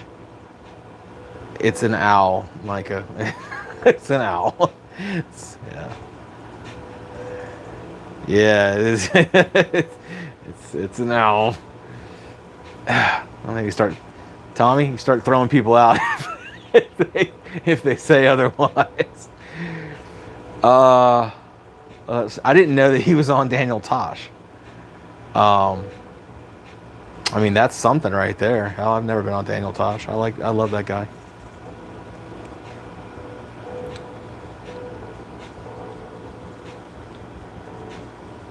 I swear, you know, Wiley, you're joking, but I honestly think that I've had people that were willing to go out to the middle of the street and fight me about this picture. Like, I honestly feel I've felt some violence off of my interpretation of this picture. So, yeah, it's something. The dude, who was that dude the other day said, he said that this was, you know how this is a side-by-side? Like some guy from some Bigfoot show got on the hands and knees and got down on the ground to show the comparison. Some dude told me, he said, I don't know why no one's ever noticed this before, but all this is a picture of the guy on the left standing up quickly, and what you're seeing is motion blur. And I was like, the reason that no one's ever seen that before is because that's complete garbage. That's the worst theory. I would rather hear how it's a Bigfoot, and I'm an idiot for not thinking it's a Bigfoot, than for you to tell me some stupid shit like that.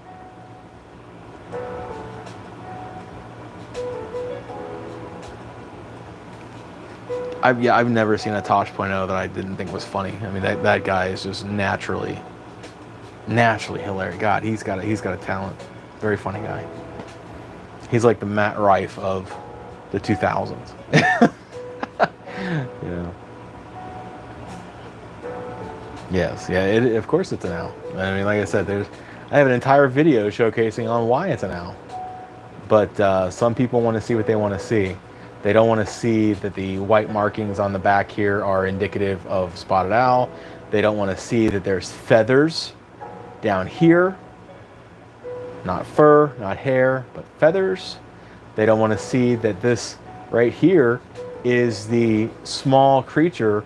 We're going to assume it's a baby boar, like a wild boar, that this owl is swooping down on to capture with this little owl head and its owl wing. See this great big owl wing right here? So, yeah, there you go. People want to live in the delusion that it's a Sasquatch, you know. And unfortunately, this is what happens with a lot of pictures is that they're misidentified. And I like on the flip side of that coin, you get a lot of people where everything's a friggin' bear. Everything's a bear. Even with Meldrum saying that other picture is a bear. Like, I'm sorry, dude, you're wrong. But there is a lot of misidentification. You know, I mean, I agree with that.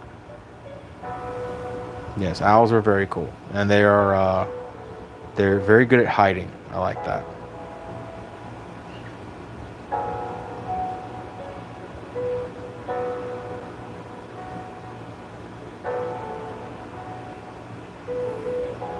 I totally believe that, Tommy. I mean, I believe that there's a reason he's not on the air anymore, and it has nothing to do with him.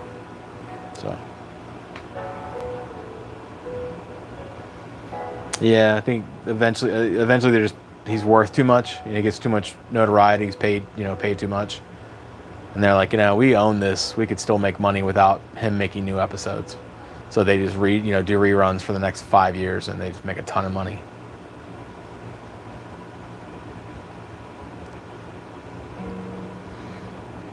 Yeah, that's true. I mean, like I said, owls are great. He's a paid shill. All right, I wasn't gonna say that, Tommy, but since you said it, it's out there now, right? We're not gonna we're not gonna take it back. I'll tell you guys just a quick. Oh yeah, Kathy said she said they had an owl swoop down right in front of her. She said it looked the exact same way. So Kathy was at. We were both at the Bigfoot conference in Florida like 2 years ago. Kathy was a speaker. Well, Bigfoot World was a speaker, and they were kind enough to get us tickets, which was very nice. I appreciate that. I wanted to go, but not like $100 wanted to go, you know.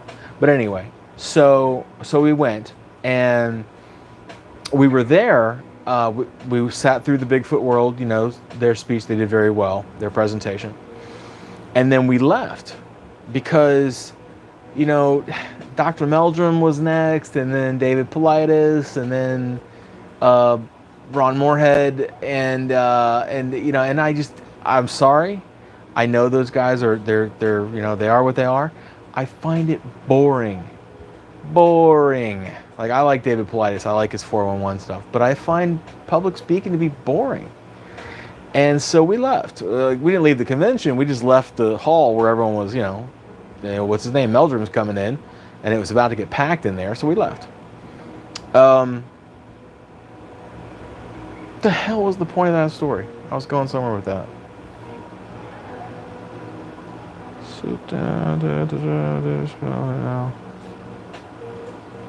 Oh yeah, so Meldrum.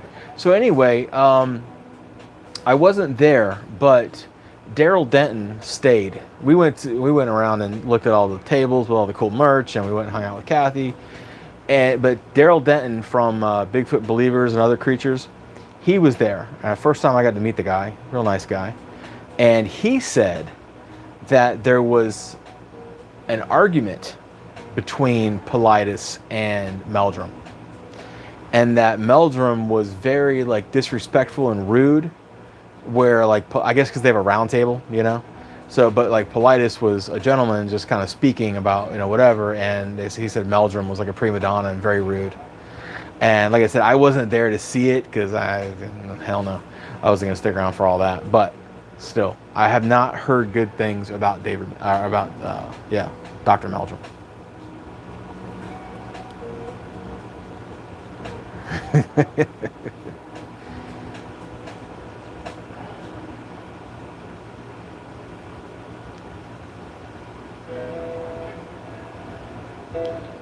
Grayson, welcome.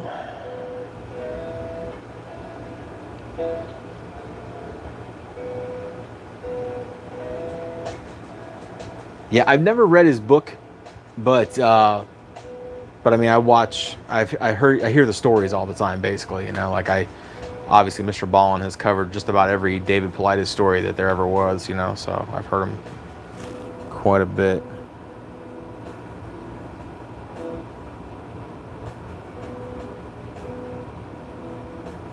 Yeah, I mean, I get Meldrum as a anthropologist and all that kind of stuff, but I mean, he dives himself into the Bigfoot world, and he's boring. That's all I can say. He's boring.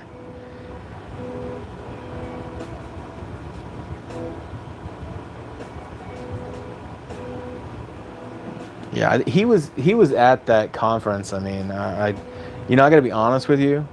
There is not one person on the mainstream television Bigfoot world that I give a shit about meeting. When I was in Tennessee at the Bigfoot conference there, the Smoky Mountain Bigfoot conference, I was 3 feet from Bobo, and I didn't even care to say hello. I'm not impressed with him. I'm not impressed with any of them, frankly. Even like Cliff. Look, no offense to Cliff, okay? Cliff Brackman. He's a nice enough guy. No offense. But him and I got into an argument about the Colorado train Bigfoot, where you could see the pant legs. And I had put out a video, you know, just basically showing exactly why it was fake. And he argued, he's on my Facebook group, he argued with me tooth and nail about it, and I just realized, I was like, well, this guy is just, he's looking for sensationalism, you know, with the next big thing.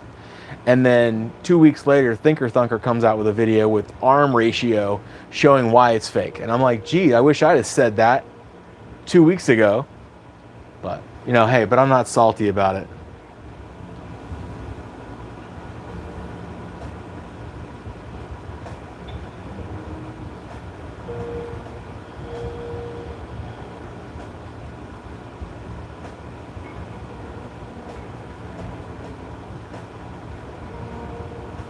Yeah, you're probably right about that, Tommy. Yeah, not even Bobo.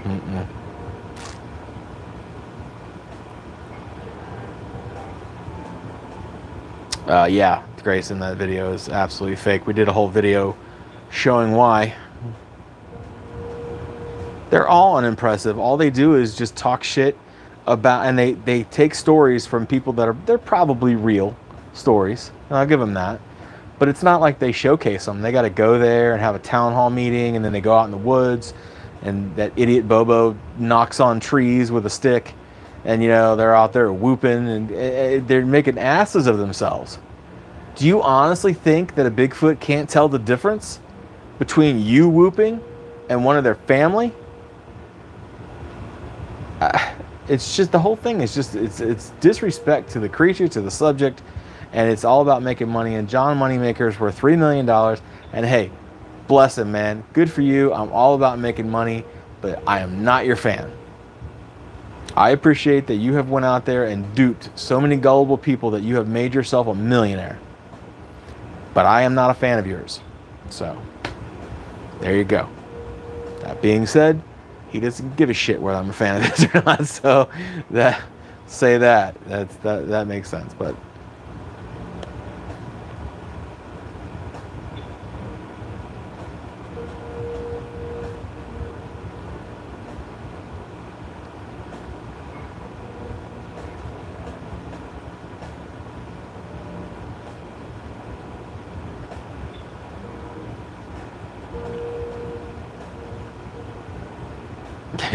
it's okay, Tommy. Like, fat people and the Irish are like the last two groups of people that it's socially okay to make fun of. I happen to fall under both of those categories. God damn it.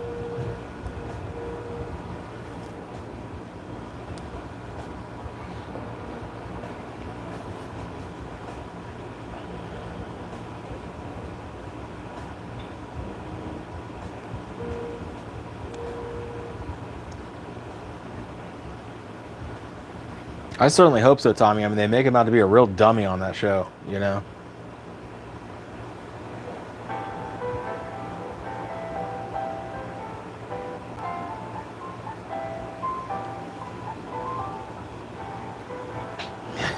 So you're good to go. Can make fun of those people all we want to.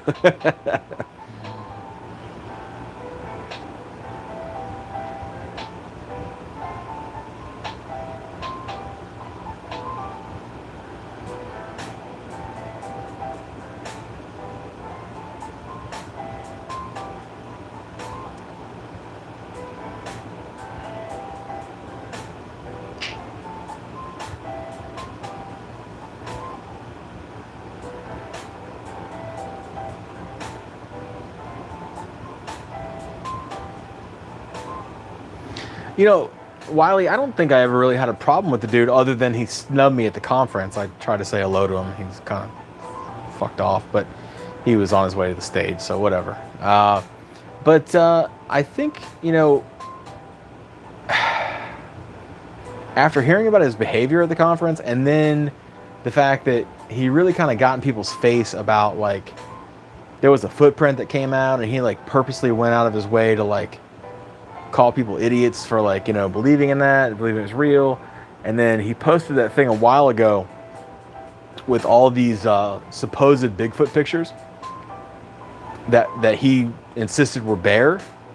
And I'm thinking, like, 2, possibly 3 of them were Bigfoot, and I think he's just being dismissive. So I think after that, maybe just his arrogance kind of got on my nerves, you know.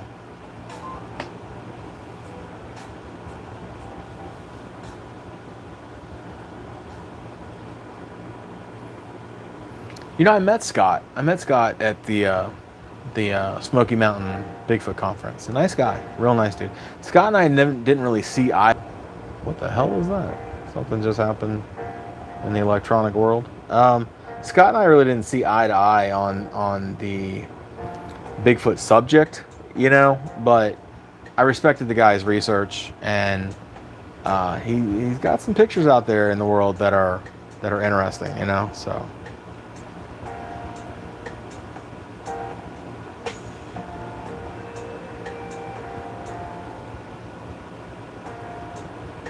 really, I have never. I assume that is that a book, Legends Meet Science. I've never read it, so. Right? I said some shit about Scott, and my thing just kind of like shut down and did a little swirly circle and came back real quick. Sorry, Scott. As I said, I didn't always agree with everything he had to say about Bigfoot and the subject, but nice enough guy.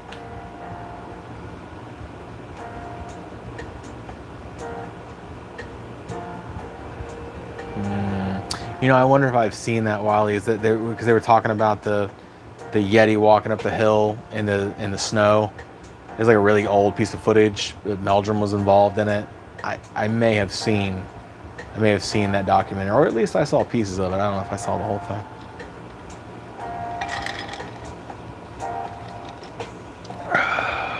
Man, that is tasty. To all the whiskey drinkers, if you've never had a whiskey and cranberry, you are missing out in life. So get on that.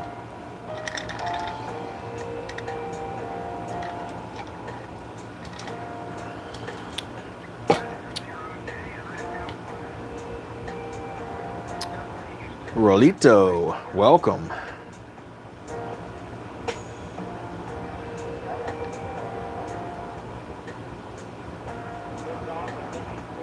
Was it a Monster Quest? I never really watched that show. Again, I don't really watch television shows at all, really, but I don't watch TV. But I especially don't watch TV about cryptids. It's usually all just fake. Yeah, cranberry juice, dude. It takes the smokiness of the whiskey, and it just kind of mixes it with a really, you know how cranberry has like that really kind of strong, kind of dank fruit flavor, and it makes it refreshing. It's a little dangerous. Because you mix a whiskey and you could suck these back and not even think about it. But yeah, if you have never had one, I highly suggest that you give it a shot. And use the real cranberry juice, for God's sake. Go out and get the Ocean Spray 100%. Don't cheap out and get the Walmart stuff. Yeah, I want some moonshine. I think you know the answer to that.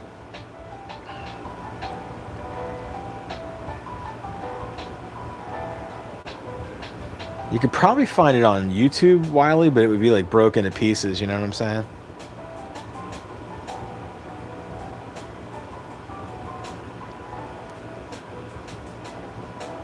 No, I'm telling you. Yeah, Wiley, it can get away from you, bro. Like I said, you drink it, it's refreshing. You're not, like you're drinking wild turkey, you're sitting there sipping on it, you know what I'm saying?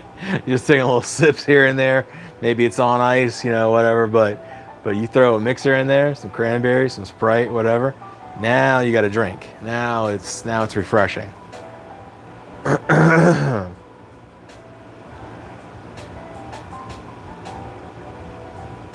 Thank you, Kathy. I'm yet to have real moonshine. I have this crap that you see in the stores in jars. That's not real. That's just liqueur. That's garbage.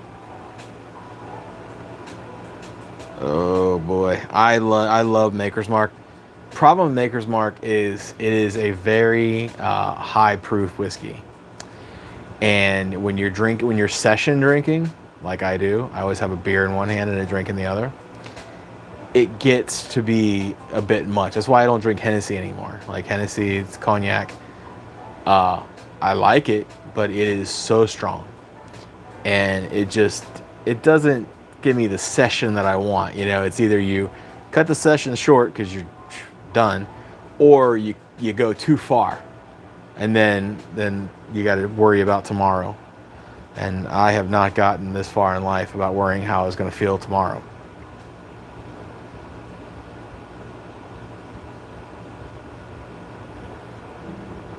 Wiley, you won't get 3 feet with that, bro. The copyright, they will tear you down in a heartbeat. So it's funny though, because I see people do it all the time. I see people like rip movies and stuff and put it up there, and I'm like, there's no way that channel is monetized. It can't be. Maybe but they have like thousands of followers, thousands of subs, and I'm like, how do you get away with this? But what they say is this: if you put up a video and it's other people's content, as long as you do something to alter it and make it your own, you get away with it that way. People will put it on like backgrounds, or they'll put some sort of weird filter over it, or maybe like a low music in the back or something, and then that changes the content and it actually makes it their own. It's crazy. You can do something so stupid. That's why you always see those people with their ugly face in the next to the video. Like they're just watching it, like that changes it. Or they're always like pointing to some shit in the video, and that makes it their own.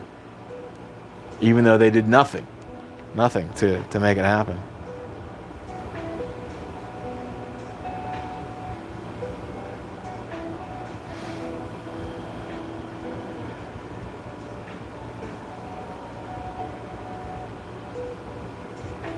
All right, Rolito. Thanks for coming by. I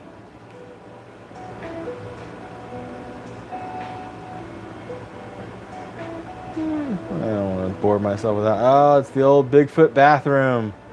Man, I kind of miss this place. It's no longer. I mean, I still have all the stuff. Obviously, it's still all my stuff. But this was my bathroom like a couple years ago.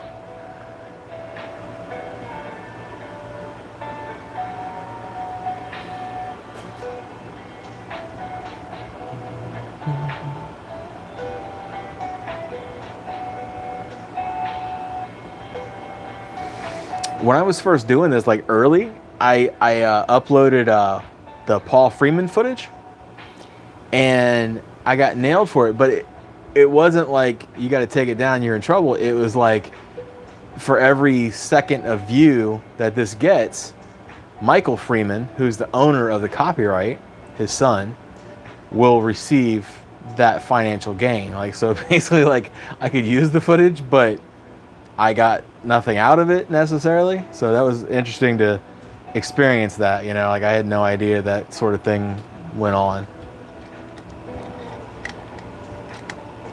I just thought, hey, it's Bigfoot footage, it's like whatever. No, hell no. Michael's got a copyright on that shit.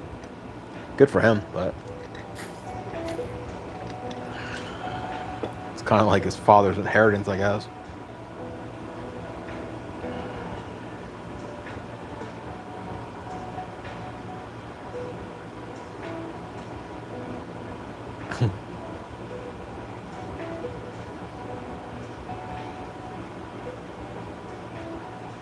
I guess it could happen, Wiley, especially if he's a pervy one.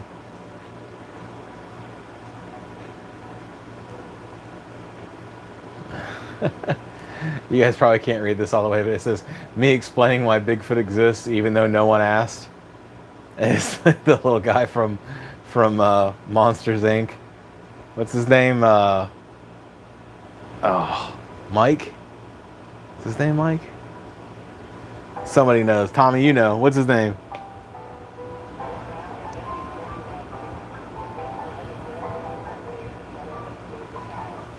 Jeremy DeWitt. I gotta say no. That name does not ring a bell.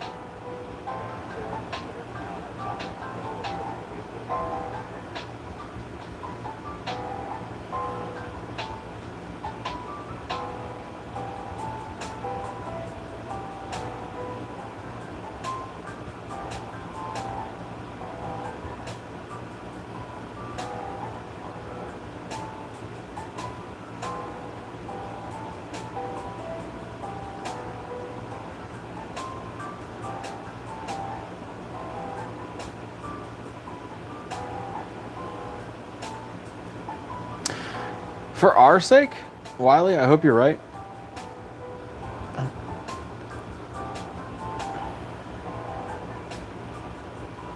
cop impersonator from Orlando or Kissimmee.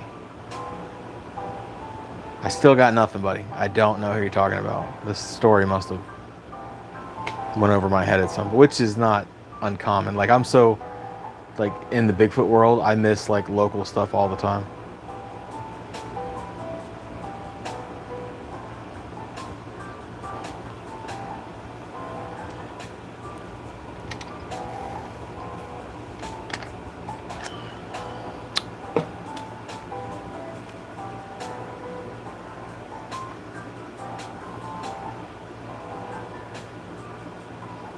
Yeah, it's Mike, right? He is. What's the hell's his last name though, right? Mike. He's got like 2 names. And then the big guy's Sully. That's John Goodman. This is Billy Crystal. That's what I was looking for right there. Wazowski. Mike Wazowski. Okay, now we can go on with life. We can move on now.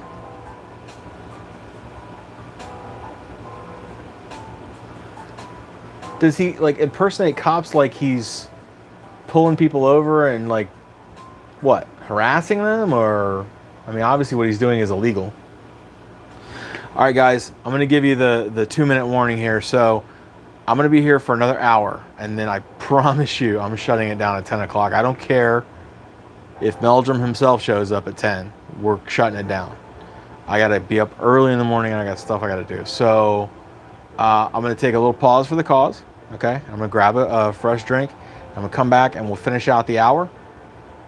And so I hope you guys stick around. But yeah, little break, and I'll be right back.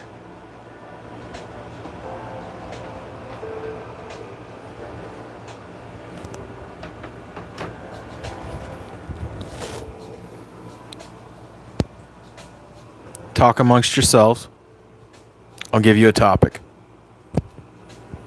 A Sasquatch is neither a Sas nor Squatch. Converse.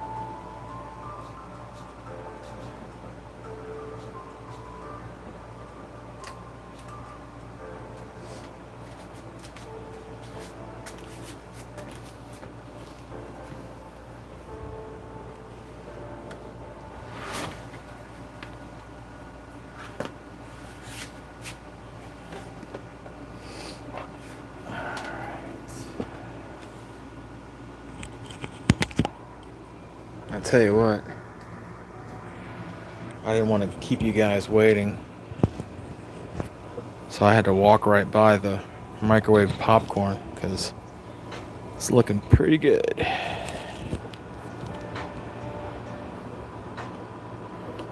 But, as they say, the show must go on.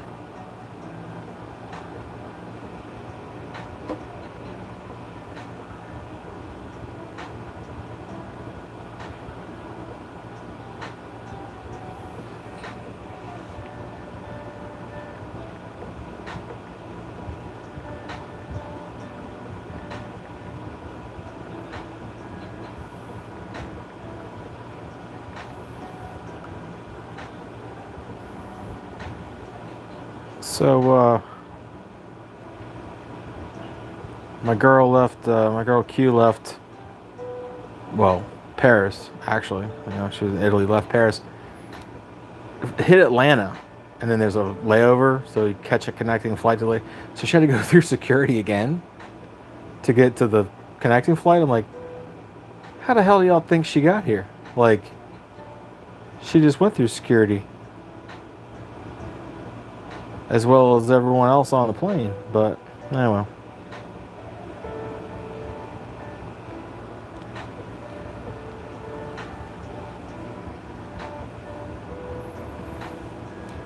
Alright, let's see. Where are we? Oh, you guys were chit-chatting while I was gone. I gotta catch up.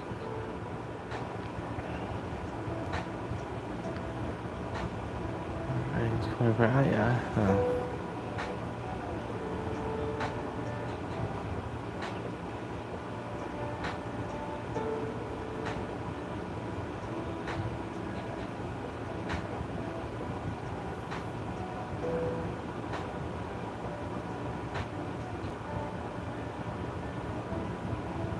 No, of course not. It's an artist depiction.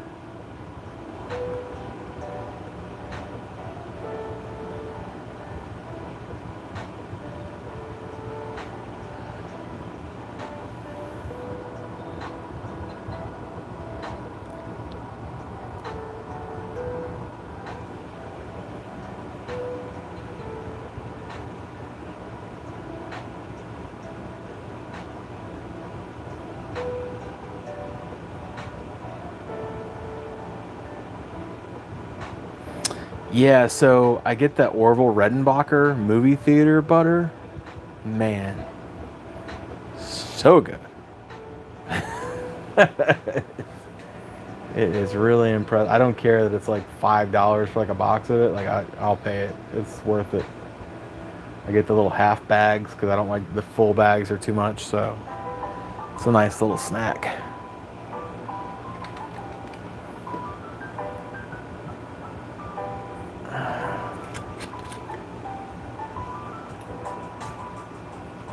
See this, Wiley? These are the Bigfoot that eat you. This guy right here.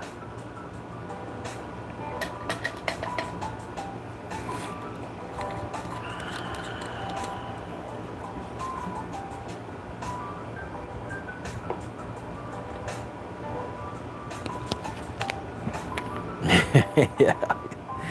He's a good boy. He's misunderstood.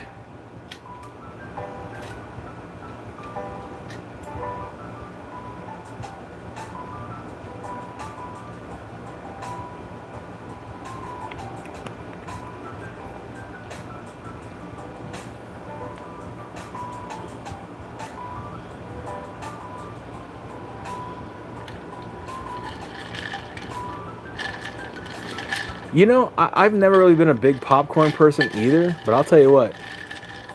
Once you get it in the microwave, you start smelling it, man. You're like, all right, yeah, I can do it. And like I said, I get the little half bags because I don't want a full bag of popcorn. It's just me. It's too much, you know. But all right, get this stirred up.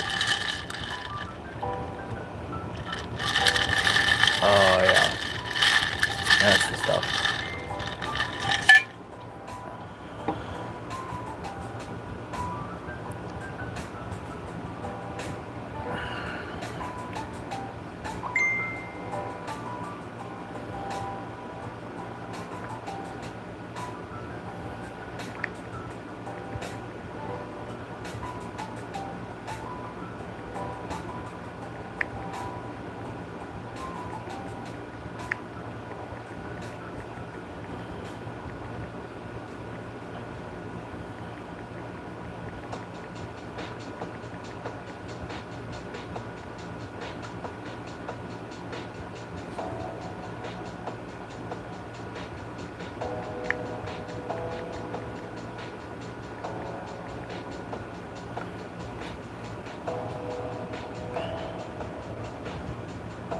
I always get Tommy with the, what is it, the ASMR, the sound. He falls right into it, man. He's like, oh yeah, listen to that ice.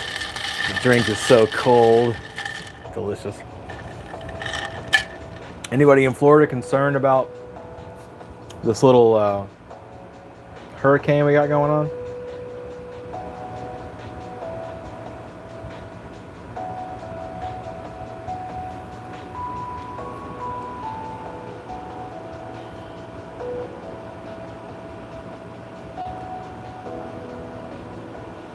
Oh, Kathy makes the real popcorn. Yeah, that's good. My uncle used to do that with a pot on the stove. He'd shake the pot back and forth. And, oh, man, so good. Yeah, well, it is Hurricane Debbie if it makes it to a hurricane. They're still talking about it like it's, right now it's a tropical storm, you know. And it's supposed to be swinging around the left side of the state, you know, because it has to go over Cuba and it'll get broke up over Cuba and then it'll come around the left side of the state. It's supposed to come in that Cedar Key area, which sucks. I love Cedar Key. And they've already gotten hit like a couple years ago. But anyway, I don't know if it'll make it. I'm on the east side of the state, east central, and I don't know if it'll make it. Like, it'll be around, but you know, like the actual eye wall and stuff, there's no way. I don't think it's gonna make it here. But we'll still get some wind and rain. I wonder if I have to work Monday.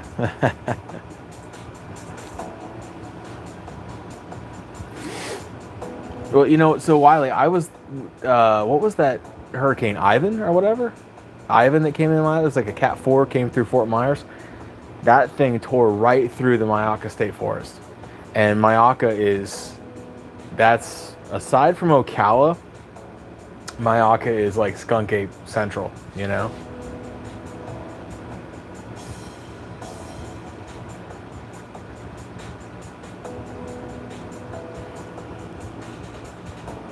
Yeah, hurricane. Oh, Ian, thank you. I think I said Ivan.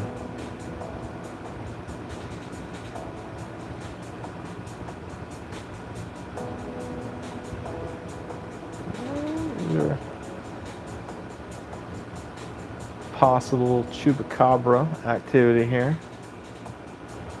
Maybe. Yeah, Myakka is the real deal. Like the Green Swamp, I think that runs either into or in Myakka. I'm not sure which. I don't have a map in front of me, but yeah, like, you know, Ocala National Forest, Green Swamp, and Myakka. And then apparently there's like that, what is that? Is it called Taurus National Park? That's in North Florida, but frankly, the only person that ever, I mean, you know, there's only been one reported from there, and that was Stacy Brown. But he had like the footage to back it up, but that doesn't mean there was like multiple Sasquatch. It means that was just the one that he filmed.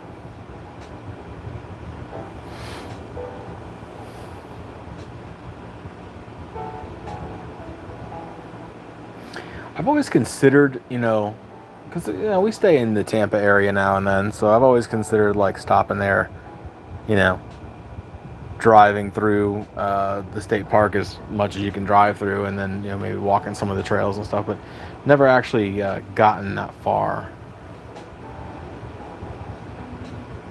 Big Slough, I've never heard of that. I'll have to check that out.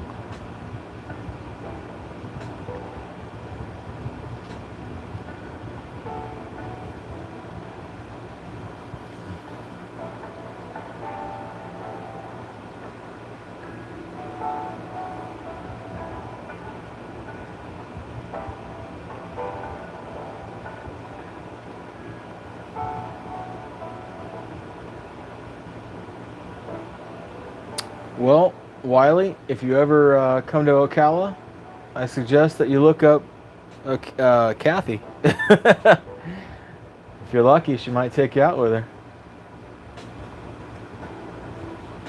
Oh, this is, I know who this is. This is Snuffy Dyer. Snuffy's a good guy. He's got a lot of stuff, weird footage. And I think he's from like, oh man, like, is it New Mexico? Or at least Arizona. I think it's New Mexico though. And he's got some weird shit on film, let me tell you.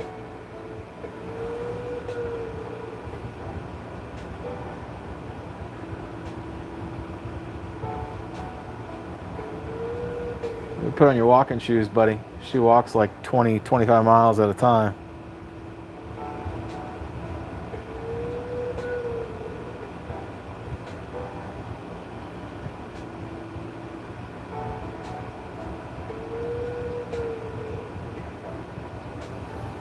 Yeah, Snuffy's a good guy.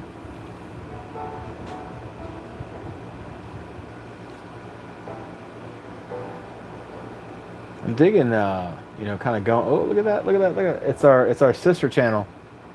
If you've never been to our sister channel, it's not far away. You might check it out. We got about 5 or 6 stories over there, kind of like dark paranormal, dark crime sort of thing. I narrate the story. I write the stories. I narrate the stories. And so when we made this, you know, emblem, obviously, whatever, logo, whatever you're gonna call it. This was all Q's idea, and I didn't know.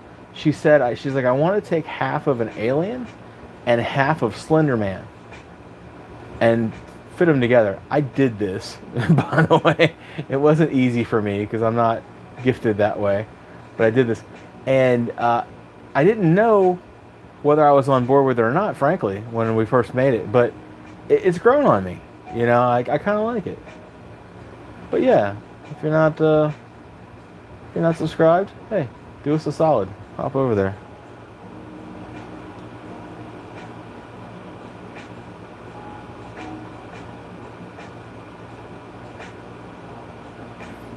Yeah, we like to do nature hikes too, but our hikes are like 2 miles, you know, and then we're done. Like, let's head back to the car, you know. So.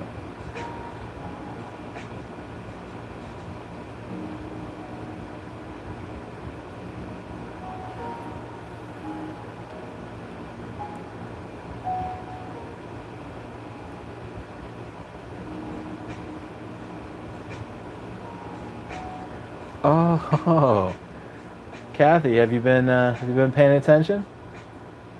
You see, it says 974 there.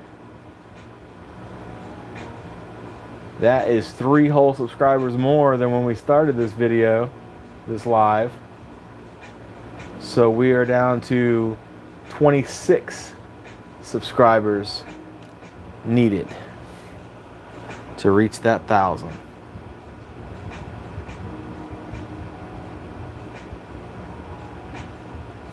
Yeah, the green sunset, that was a weird one for me, man. And obviously I have no like historical evidence to back up that story. I really don't need it. You know, it was a story. The airplane one though, the flight whatever it was, the 401, that's a true story. That's every bit of that is true. And that's documented. But yeah, the green sunset, that one freaked me out, man. But I will be honest with you, the Flight 401, I carried that with me for days after I made it and after I made the video. It just, something about it, man. I think knowing how true it was and how many people were involved and stuff, something about that video really got to me. And I had that one. It was called, like, you know how Dexter calls it the dark passenger. Like, I had that thing with me for days, and I finally got over it. But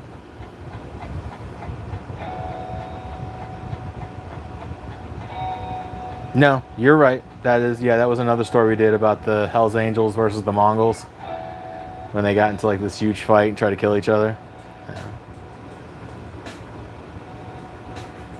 Yeah, I think we have like 6 videos over there now, and you know, I like them. I'm proud of them, but it's one of those things, trying to find time to make new ones is difficult, you know, because I want to nurture this channel as well as build that channel, but I work a 9 to 5 and I have responsibilities in life, so it's kind of hard.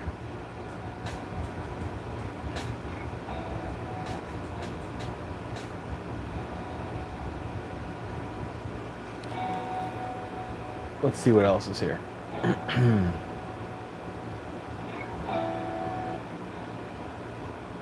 lot of these. Oh yeah. If you guys remember this one or not, this one's fake.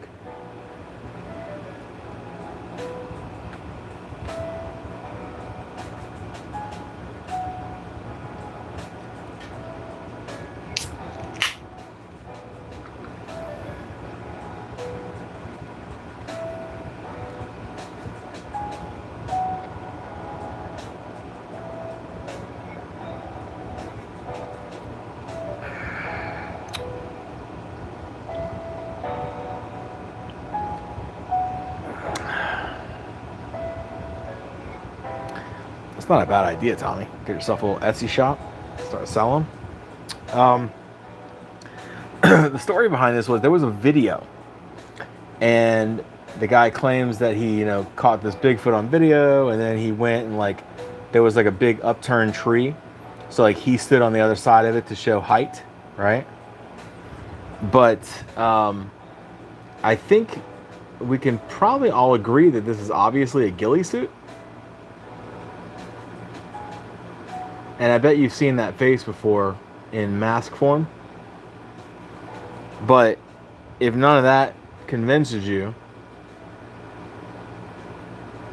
you can see the the layers, the wrinkles in the leg there, where the suit is too long for the human being that's wearing it. Stupidly, somebody didn't trim it to size. Amazes me. Just absolutely amazes me.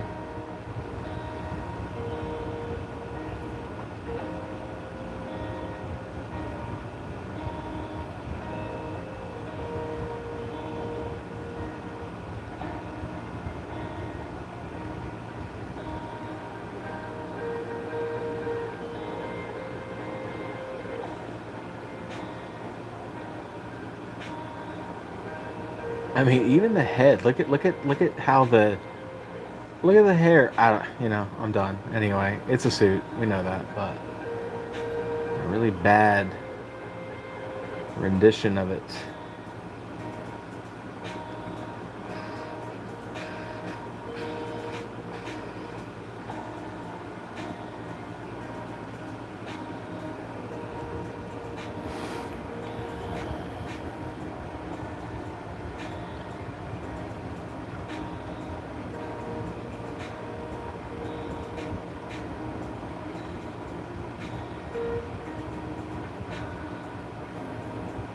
Okay. Well, light it up, bro. get fired up, man. Let's argue about it. None of us were there. we didn't actually see her. We don't know shit about shit, but let's argue about it. Absolutely.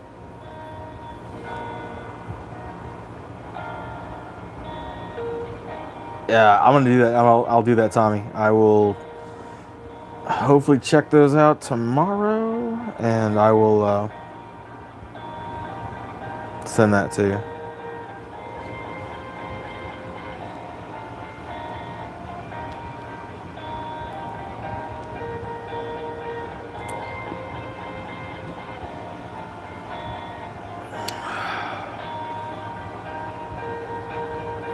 Yeah, or under. Probably like 6'3", 6'4", maybe. 16-inch foot. I know that because I have a replica foot cast of Patty.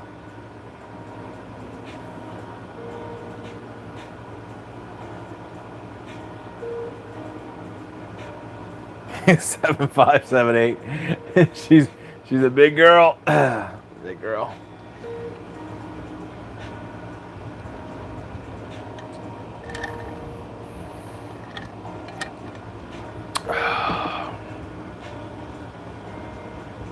You know who I talked to the other day was, oh God, what's his name? Cantrell? Tom Cantrell? He wrote a book, about Bigfoot. He's a pretty good, big guy in the Bigfoot world. But anyway, Bob Gimlin is like his best friend.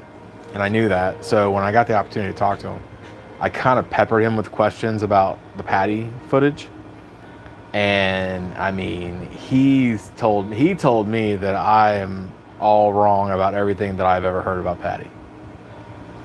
So it was kind of interesting. I was like, and I mean, you got to kind of take the guy seriously because he is like Bob Gimlin's like good friend, and they talk. And I was kind of shocked at some of the things I heard. I'm like, so you're telling me that this isn't true? And that's, yeah. And he, the guy he didn't dress me down or anything. He wasn't rude. He told the truth as he knows it. And I was surprised at some of the things that he said. I'll put it that way. So, nice guy. Yeah, Tom Cantrell, I think is his name.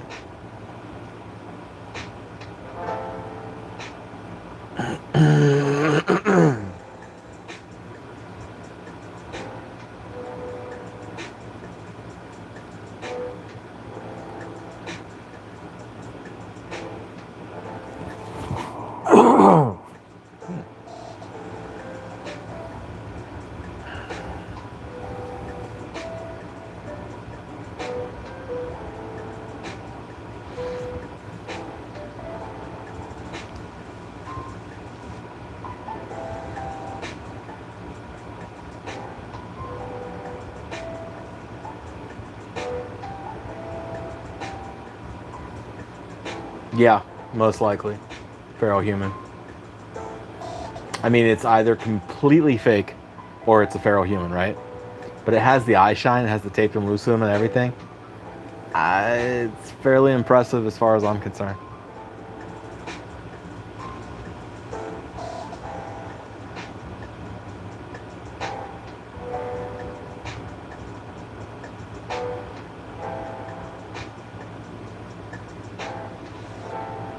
Well, I mean, he's a feral human. I mean, you think he's not eating at McDonald's or anything? You think he should be fat?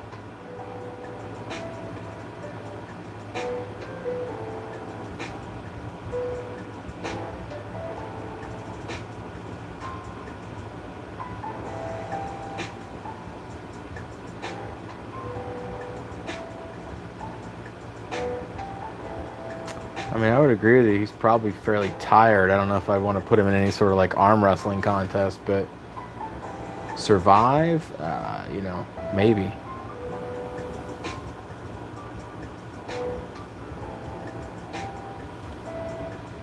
Like I said, I mean, if they're gonna fake it,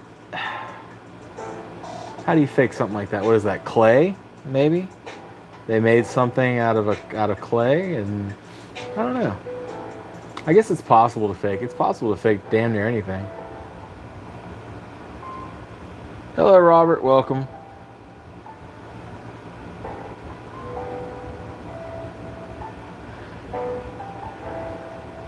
Oh, dun dun dun. Wiley throws a haymaker and Tommy strikes back. The shot to the midsection.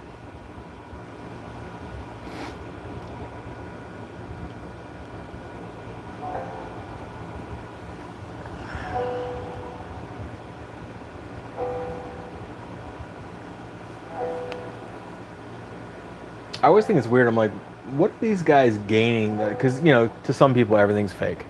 Everything. I'm like, what are these guys gaining to fake this? Like, usually they're mocked and embarrassed in their own community,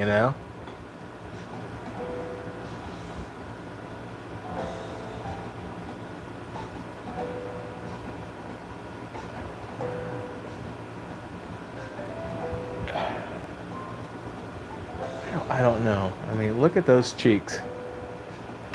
When a bear stands up, does it have butt cheeks like that?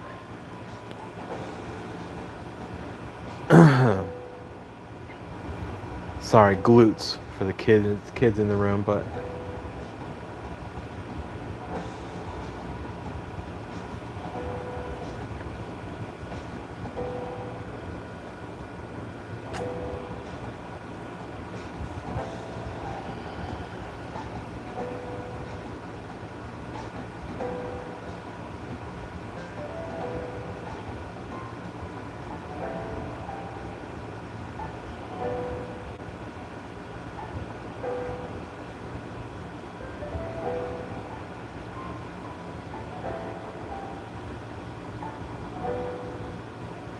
yeah, I mean, the arms aren't at its side, so it's kind of hard to tell how long they are.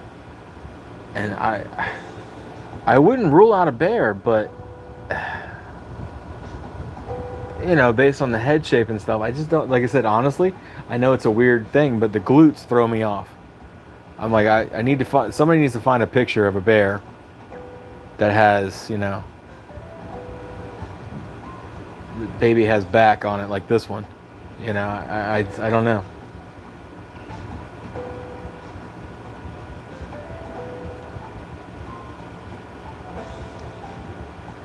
I haven't seen a lot of bear butts, maybe like we don't travel the same internet circles.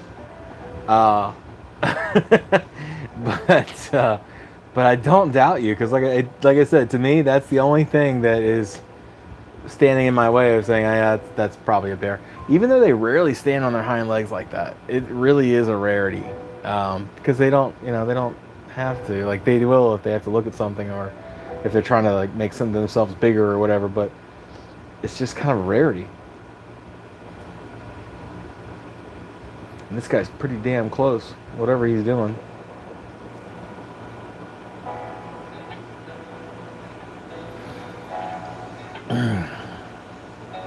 Yeah, I see the ears. Yeah, again, that throws me off. I'm like, yeah, I don't think it's a Bigfoot, but apparently, this is what a bare butt looks like. And just ask Mr. Midwest if you don't believe me.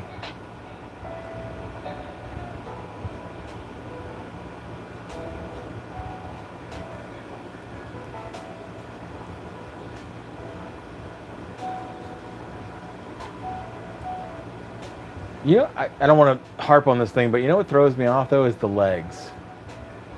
Like to me, that just it's not that it couldn't be a bear.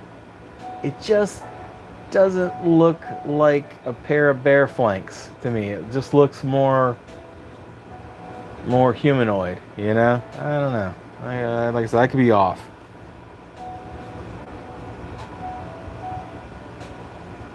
I think they'd be looking like that. They might. They might. Yeah, the legs are strange, right? That's what's throwing me off too. I'm like, those aren't bear legs.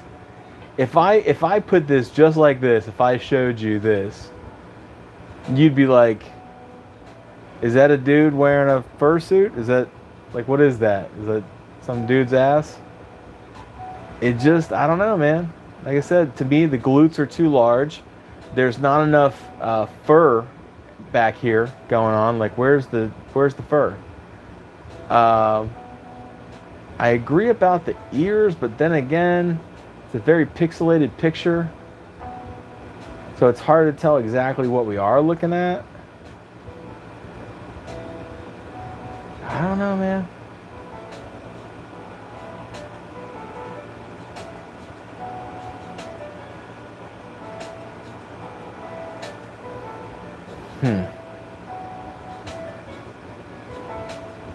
All right, I'm not gonna torture us.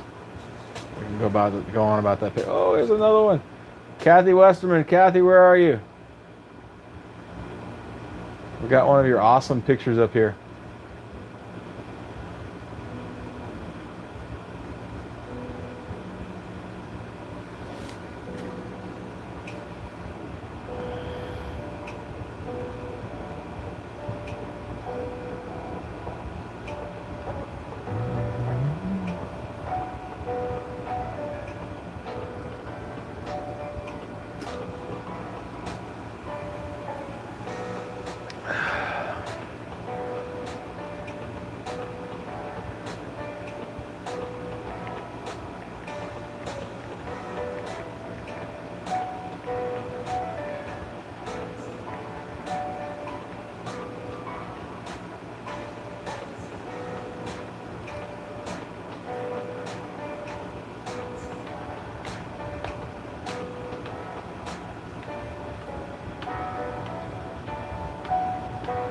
Kathy, do you believe this to be a skunk ape, a Sasquatch, or do you believe it to be something else altogether?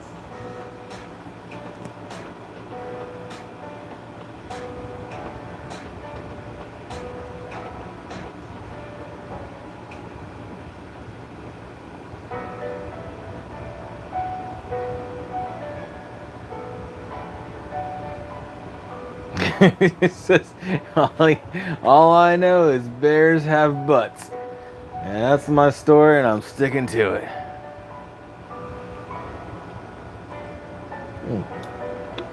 That's another fine question. Where was that creature's tail? Bears have tails, right? Like little short ones?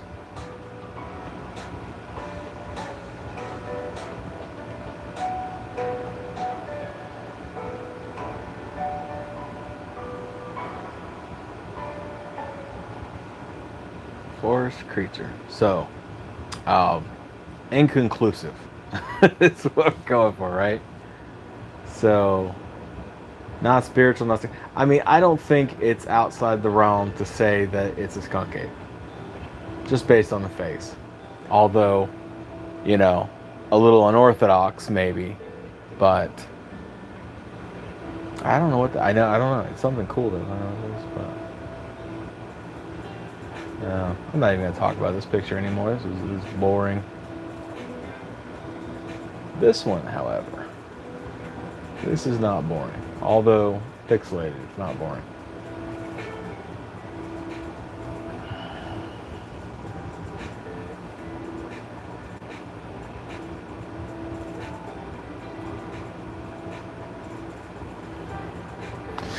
I agree with you, Kathy. Yeah, I was leaning on bear, and then I'm like, I don't know. And now this whole no tail thing, yeah. Maybe we'll bring that picture back as like a throwback. Woods people. Now, yeah, you could argue feral human, and I think Kathy has suspected feral human activity. Although judging by the skin tone, I don't know about feral human, but hey,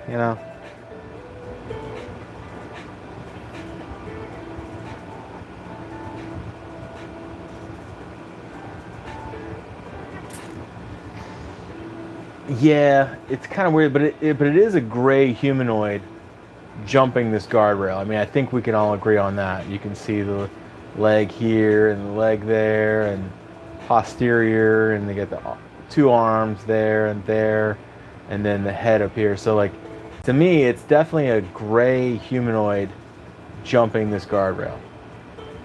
Now, what that means, I don't know. Is that a feral human? Is that some sort of rake, some sort of alien? I really don't know.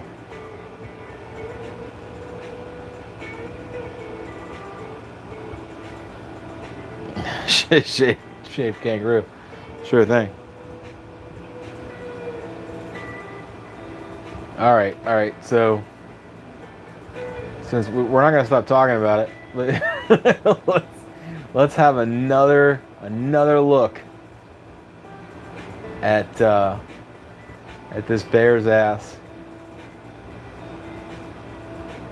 Yeah, again, where's the tail? Seeing nothing but crack here.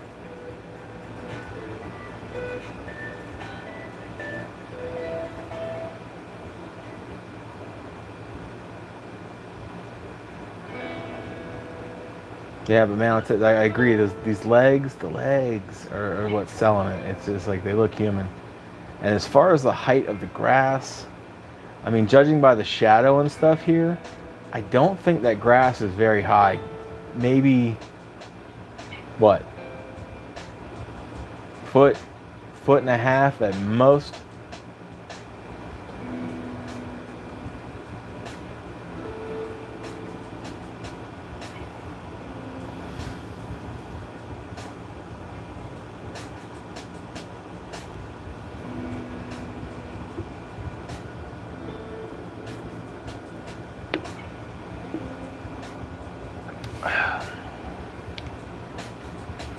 I think the fact that Patty is a female and that they're typically shorter kind of lends to the whole, 6'3", 6'5" argument, I don't think she was taller than 7 foot for sure.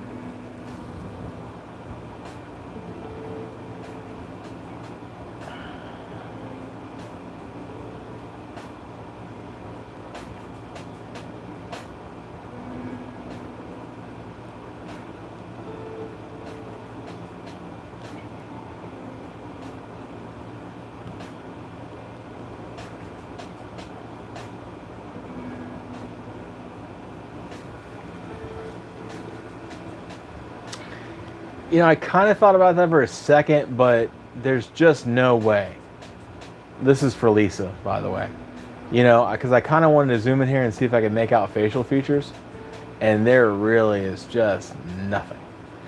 And then, you go here, you got the shoulders, no nipples, no pectoral muscles, nothing.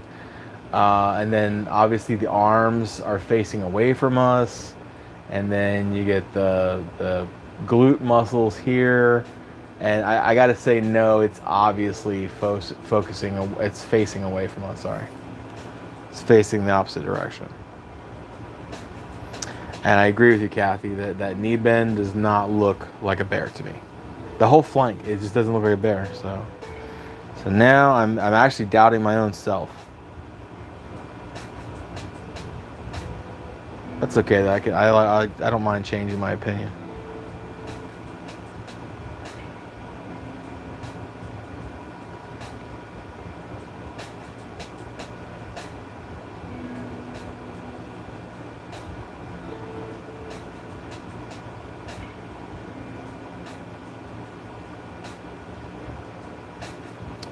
Photoshop picture of a bear. I mean, I don't see your typical Photoshop blurring on the edges, even though the whole picture is blurred. It looks like it blends into its environment too much to be Photoshopped, as far as I'm concerned. And I just don't see the point of it. Like, why are we taking a Photoshop bear and putting it into a different background? I don't know. Another thing you have to consider is, like, I mean, well, I guess I had a thought, but I guess that's not really fair. I was thinking about the terrain, and is that common for a black bear? I think black bear live in a lot of different terrains, so that's probably not a fair statement.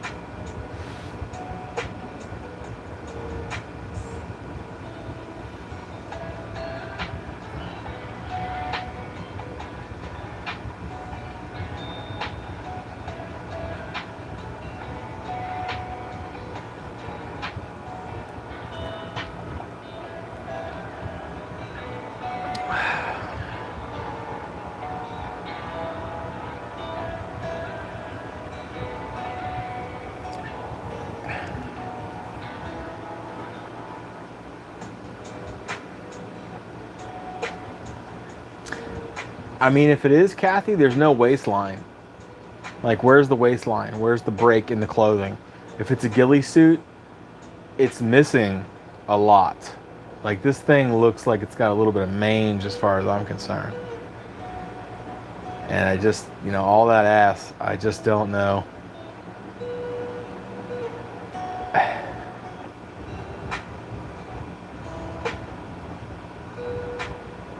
I'm sorry that we looked at this picture. I'm not. I enjoy conversations like this. It's just a frustrating conversation. It's like, I don't know. And it's hard to get to the bottom of it, so. So I kind of see a point on either side of its head. And maybe, I definitely see the one on the left, but I kind of see a little bit one on the right. Which then, you know, bears have those little ears on the top of their head, so again, I'm not sure about that. Yeah, and then, like, what the hell is this? This little patch of tan or beige right here, right?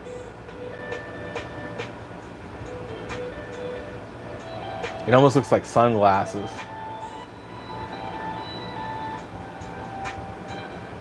Like big ass sunglasses. See that?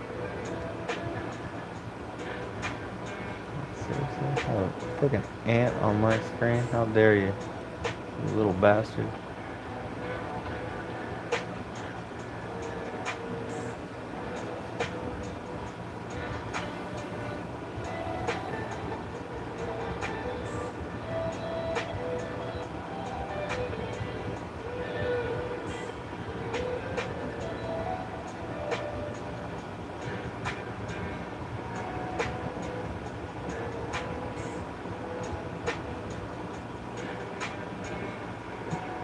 To be honest, Wiley, you've seen more bare ass than, you know, the average guy. I mean, BEAR.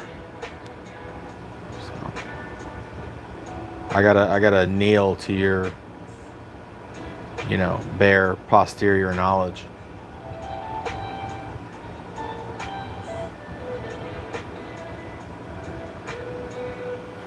All right. We got like 15 minutes left. I'm going to attempt to move on again. Suck back into that damn picture. Okay. We have went through all of that. What's in attachment 1? No, not much. Let's go. What was the next one? Attachment 6. 7. No, not much in there. Okay. You know what? No, we just went through this one on Sunday.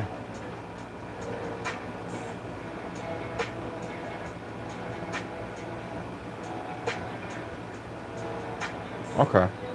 We have not gone through this one. Oh shit, you guys! Look at look who it is. We were just talking about Colorado Bigfoot earlier in this discussion. I think it was Scott Loomis that brought it up, but he's not here right now. But Mr. Midwest, thank you so much. Thank you. Yeah, I'm glad that you were able to show up, man. It's always a good time. So this is a picture by Colorado Bigfoot. He claims this is absolute real.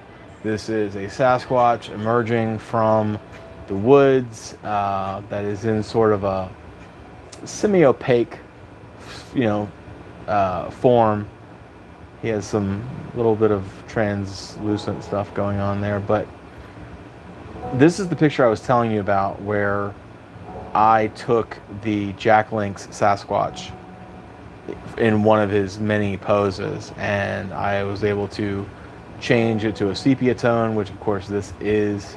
I love when people make a picture in sepia tone and they claim it's real. Like, why did you change the tone into this uniform sepia? Anyway,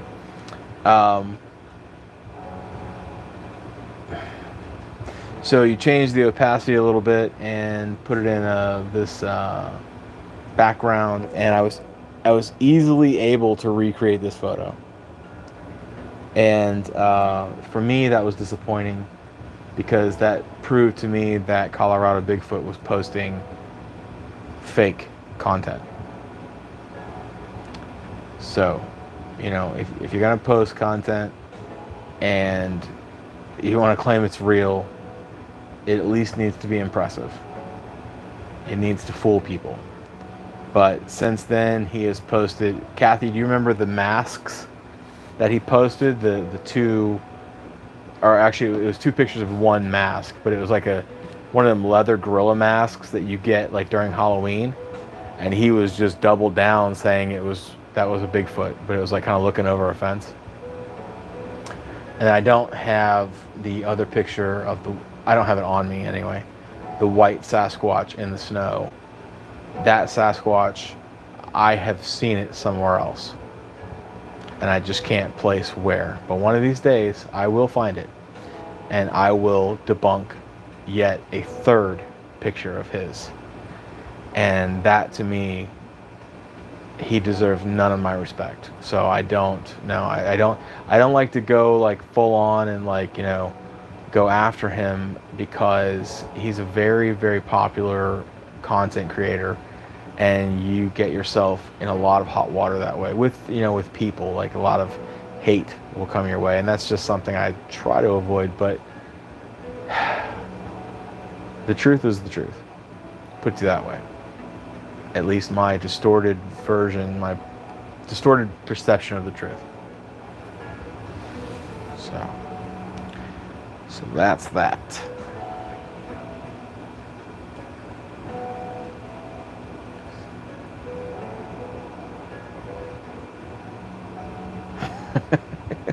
Mr. Midwest is an ass man. Nothing wrong with that. Nothing wrong at all. I'm going to tell you something. I'm going to tell you a little secret. I know that I promised that I would be shutting this down at 10 o'clock. But the truth is, I will not be shutting it down until my drinks are over. And right now, we are in the home stretch of those drinks being done. So we may spill over. We may, whatever you feel.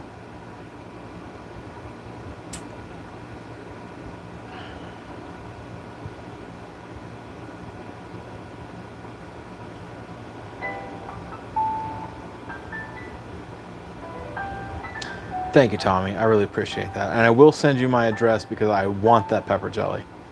That is a very, very underrated condiment.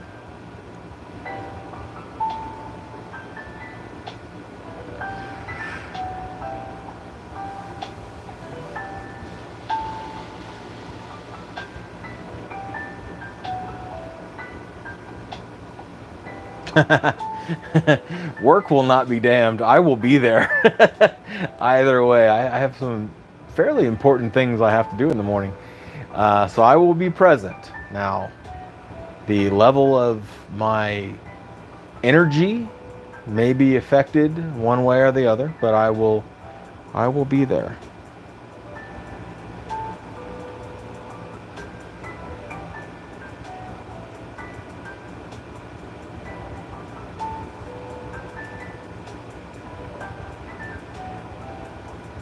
Yeah, no, I'll physically be there. Other people rely on,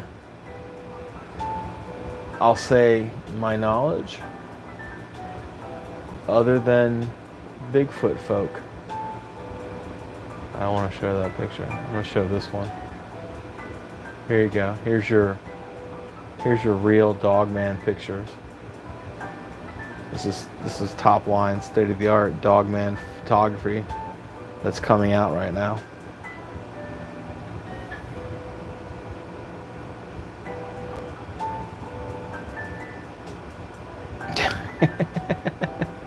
I've never actually driven a forklift into a wall, although I've driven a forklift many times, but never into a wall.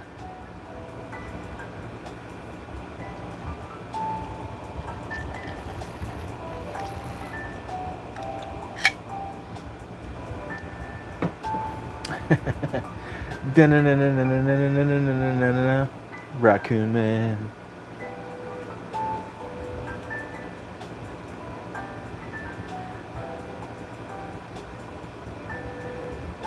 What is this?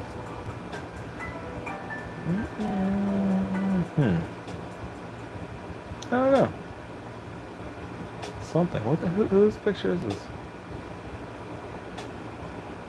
Kathy, I don't want to say this is one of yours based on the Miguel red circle, but I'm not sure. I don't recall seeing it.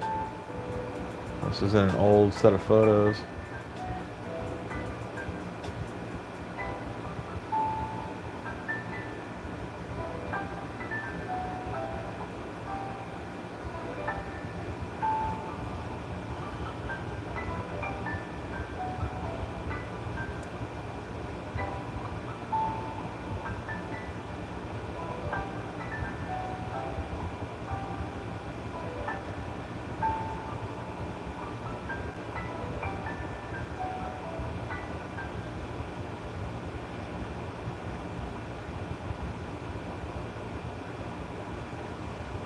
Not sure on that one either, Kathy. I don't know. I mean, you got to admit that looks like Miguel's circle, and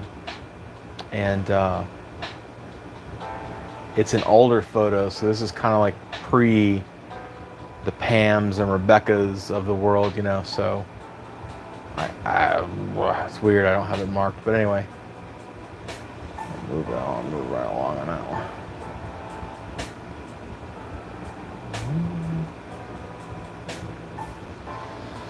Is this Jeff Yellick?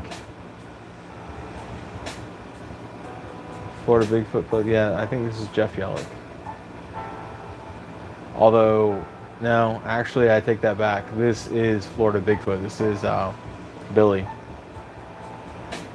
Because he has this picture that's very similar to Swan Lake.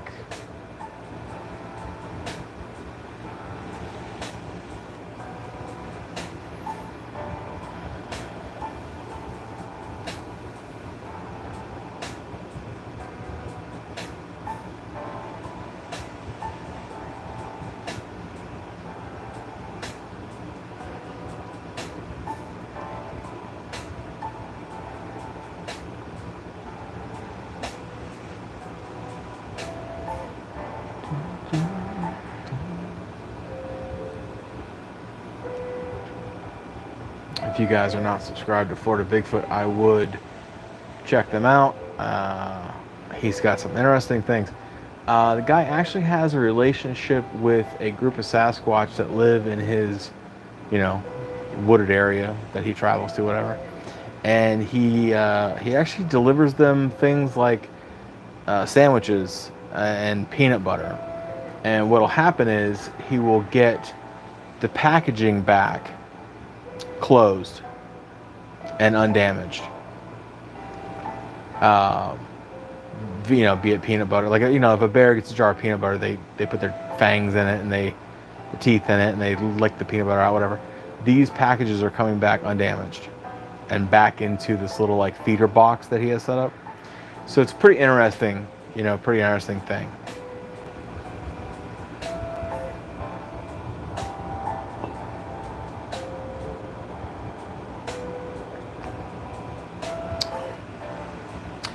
Yeah, it's actually called Florida Bigfoot. Florida Bigfoot. And his name is Billy. Or William, if you want to be fancy.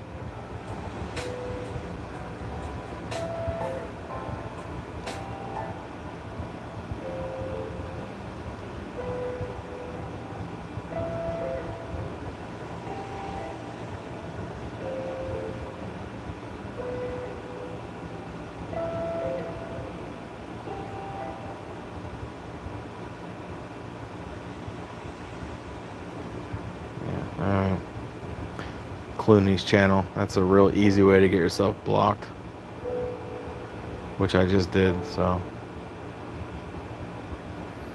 yeah, honestly, I might be able to like go and find it real quick and do a link or something. But he's kind of a small channel, so, and he has the words Florida and Bigfoot in his name, so it kind of makes it like a thing where you come up with a bunch of, you know, results.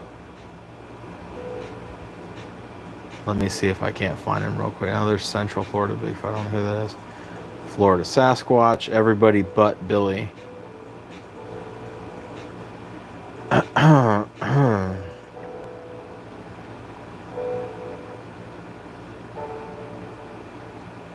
I must be subscribed, right? Please tell me I am.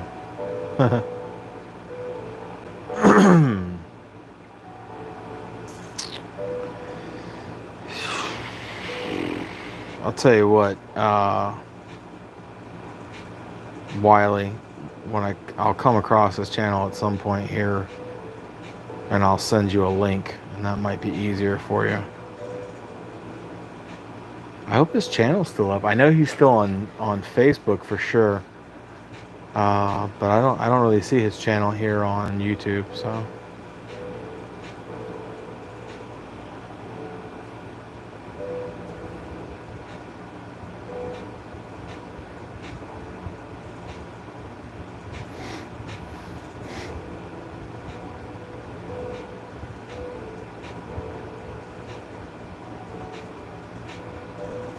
yeah, it's not even a good troll. It's like something dumb, you know. Like I hate, like if you're gonna troll, at least make it, you know, intelligent. Hey, Damien, welcome. Yeah, they do have some nice cars on there, boy. Nice, like old Mustangs and stuff. That speaks to me, buddy.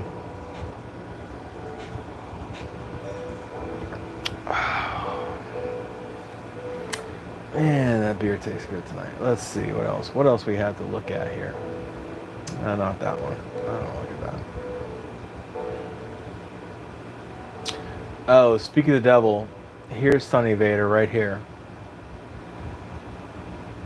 This is a still shot from the video where the Sasquatch tosses a tree over its shoulder, and it's all perfectly caught on a tripod camera.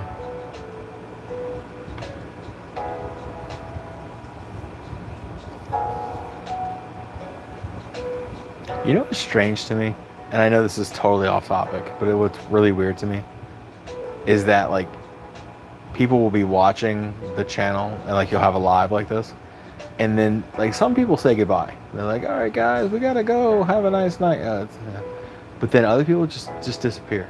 Like they don't, like they just stop talking. And they're just gone. Maybe they're still here. I don't know, maybe they're lurking, maybe they're not listening, they're doing something else. But they go. Like quietly. Like Billy Rob, where'd he go? He's gone. He hasn't spoken like an hour. I mean, it's still in the room. I don't know. Maybe that tennis person donated $40. Haven't heard a word from her since then. I assume it's a her. I could be wrong about that. It's just strange.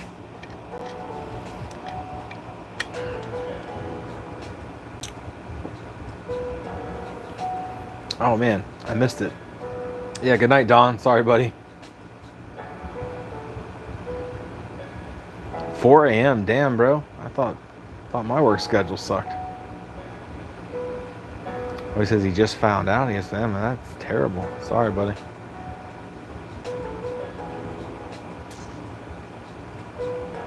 Kathy's here.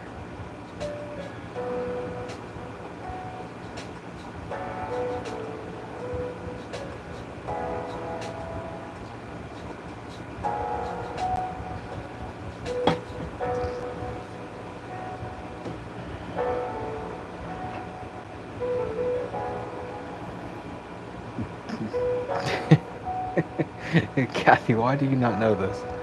It should be on the top of your agenda. Let's see. I know though. Hang on. Let's see. It's the same. It's still 26.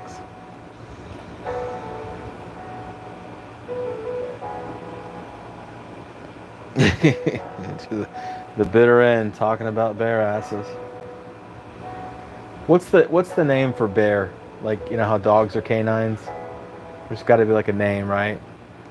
They're not bovine, like cows are bovine. There's be a name. All right, Dan, have a good one, buddy. And think about that for a second. He has archery shoot in the morning. Wow. I will keep it going, buddy. I'm gonna keep it going until these drinks are gone, and then I'm going to bed.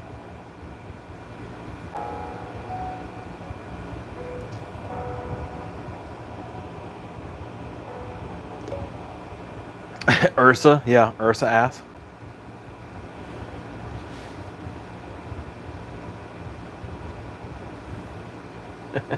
I love this comic. She's like, for one thing, I never see you. They're talking about their relationship.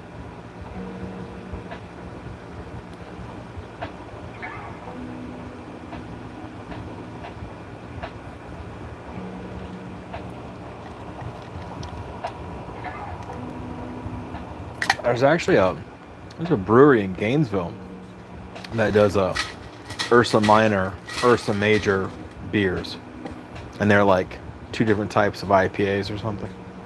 Off record, but you know, beer is never really off record.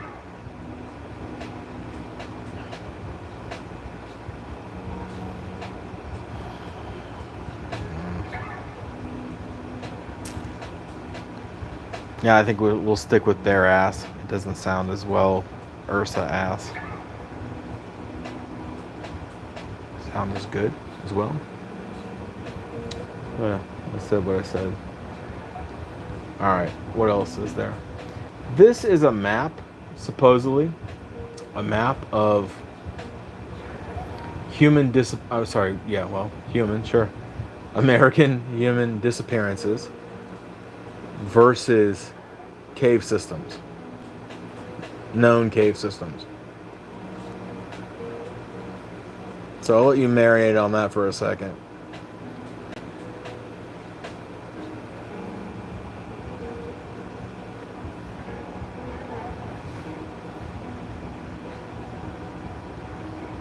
That guy Dan's pretty cool, you know? He came up like on the scene just a few weeks ago with like some pictures, you know. He said he'd like just go on hikes or like with his mountain bike, I guess, and just have like an iPhone with him, you know, and like no camera, and he would just start hearing, you know, quote unquote tree knocks and things like that, and just, you know, start taking video and pictures, and he came out with some pretty cool stuff. I think our last video we featured some of his photos.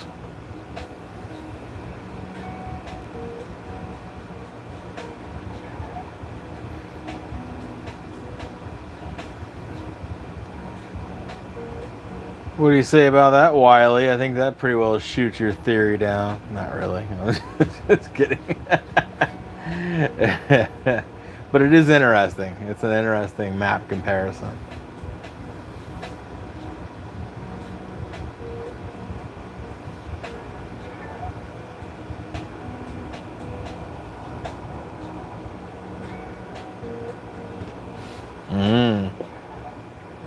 Very good point.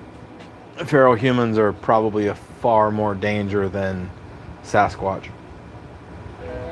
And where do feral humans live? In cave systems.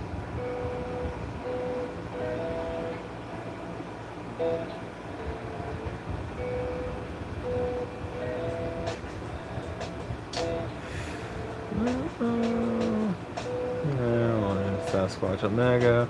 Here's another one from Billy, Florida Bigfoot. I think he caught something here. You know, like the good kind of caught something, not like, you know, I caught COVID.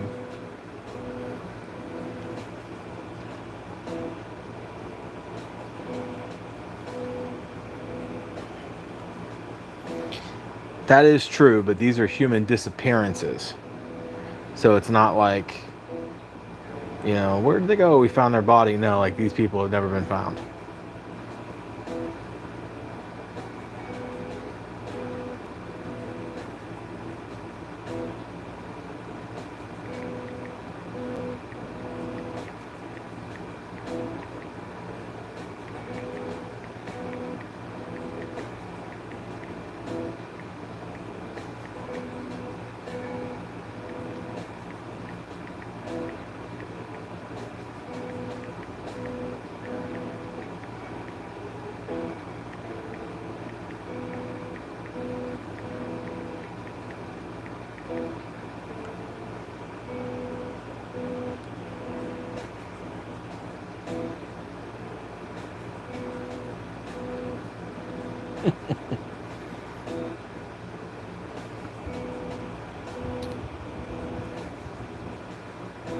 Let's see. That's good to look at. What do we got? Ooh, this is obviously an art, you know, artistic depiction, but still, that is some scary shit. Where's Ryan Tremblay when you need him? But I think these are Wendigos. You know, a depiction of Wendigos. Maybe skinwalkers. I don't know. Everything's a damn skinwalker, you know?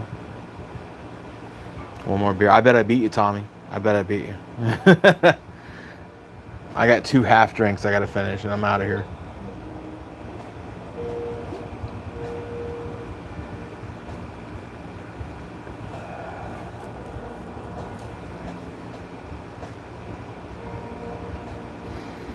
It's got to be the worst, though, right?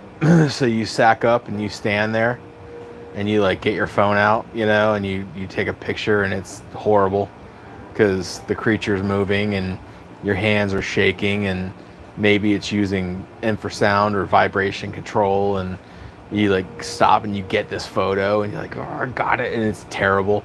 It's just a terrible photo. but it's your photo. It means something to you. Like, you know, you actually got a picture of this thing that you were going to tell a story about, you know, and then you put it on the internet, and of course just everybody's like, this is bullshit, you know, why are all photos all fuzzy and blurry, and you know, it's just like, shut up, you know. But that's got to affect you as a person, you know. So that's why I'm really I'm not gonna chug with you, Tommy. I appreciate groups that don't allow harassment. I do feel that there's room for objectivity and there's room for skepticism. Like, it's not a bad thing to be skeptical. You know, you need to be objective. But I also think that people should have a space to be able to share things without being mocked and harassed. Like, that, to me, that's important. So there's a few groups that are, you know, I hate to use the word safe space, but it's true. It's like there's a safe area where you can actually go in and share and not be ridiculed by the, what the hell was that guy's name? The dicks of the world.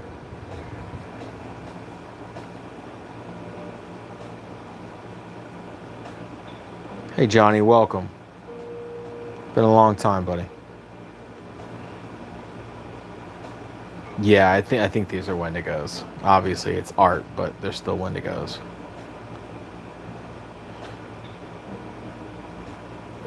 Big Roar reality check. So this much of stuff is great to look at.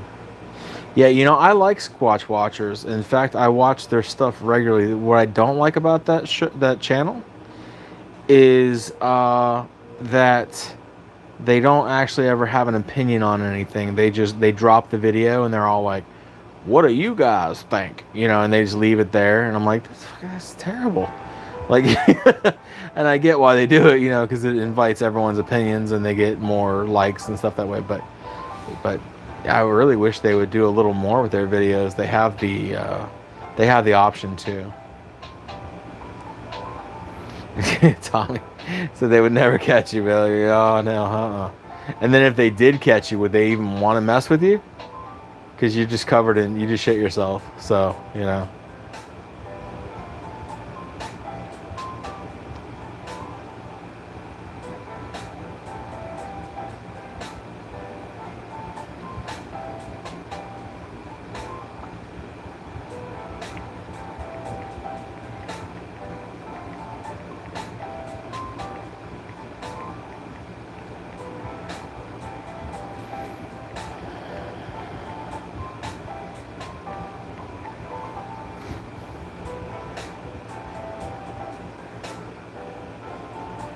Yeah, well, they do post a lot of crap, but it's because they're like one of those channels that just posts everything, anything and everything, And I mean, I get it, that just gives them all the likes and, all the, sensationalism. I get it, I understand. People are out here trying to make a living on this stuff, so I don't really hate on people for that. I just think that, they could do a little more with their channel if they really wanted to.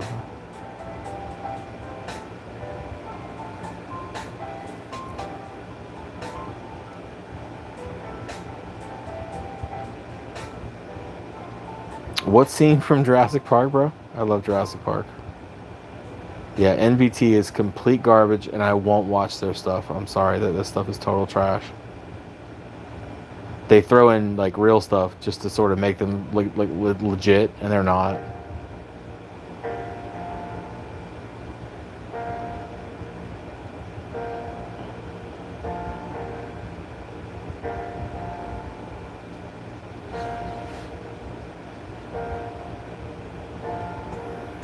Yeah, I try not to tell people like they're wrong, because what the hell do I actually know? You know what I'm saying? But yeah, I mean, I don't get into the interdimensional conversation because I don't believe in it. So I think it's better just to stay away from the conversation, because for me, I don't want to I can't tell people that they're wrong, because it's not true. But it's just not something I personally believe in. So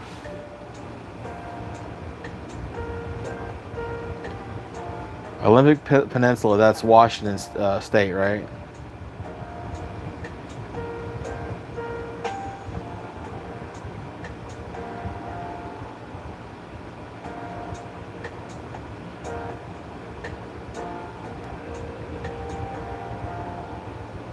Oh yeah, that's right. I think they weren't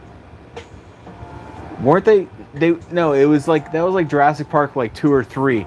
They were sifting through a giant pile of shit to get their satellite phone, and that like some dinosaur comes up to him and like kind of looks at him like, "The fuck are y'all into? Like, what are you doing?" Like, and then the dinosaur walks away. I haven't thought about that in years, but you're right. That's true.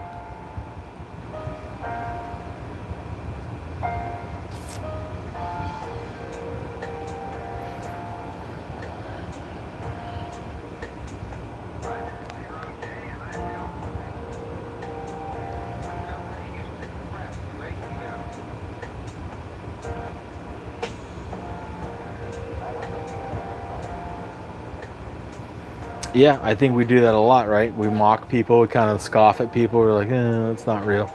And then something happens. Something happens to change your life. changes your whole views, and then now you're on board, and because you have no choice but to believe. But then there's still those people out there that don't believe you because they're still like the old you.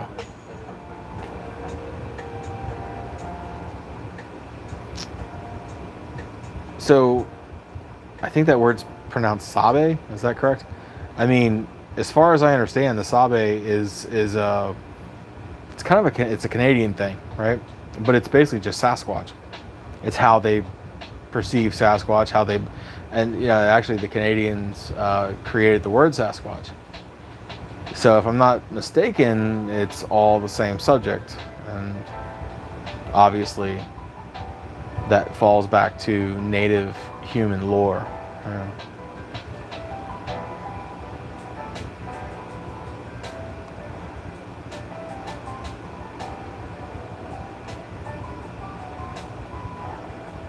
Yeah, I mean, Tommy's got the photos to back it up, so.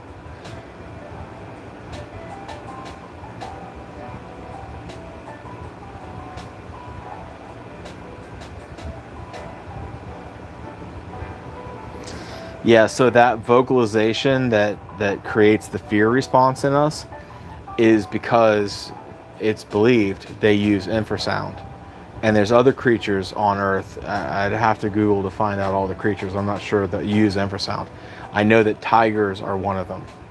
And when you ever hear a tiger do that like throat growl, doesn't that strike something in you? Like, sure.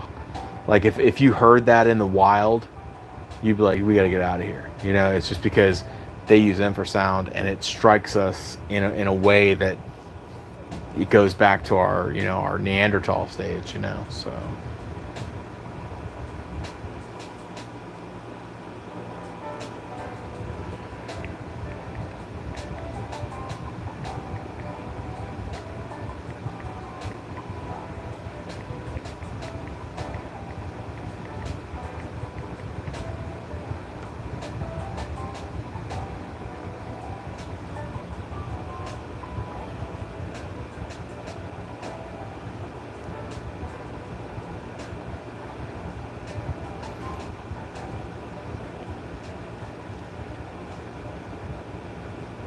Yeah, Wiley, somebody described it as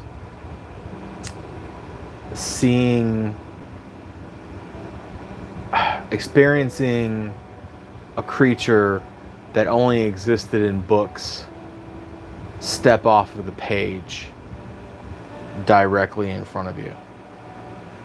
And I could only imagine what that feels like. I mean, obviously, I had that audio experience that was very humbling, but I've never actually seen a creature, so that's the thing. I can only imagine what that feels like.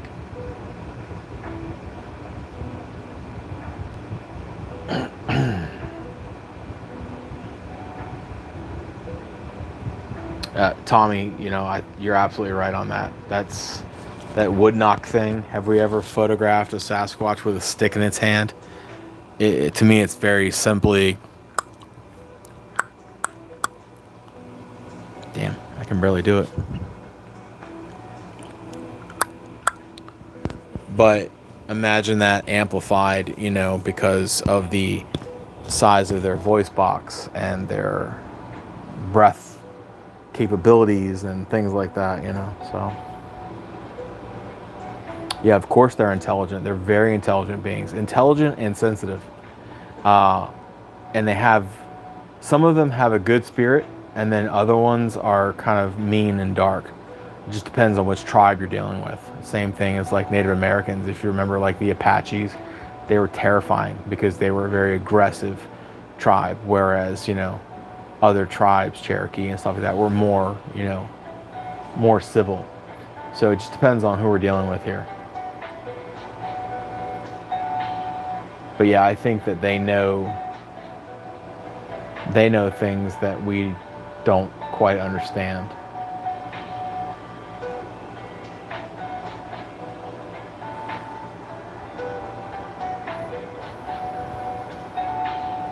Yeah, it's true about orcas. Same idea.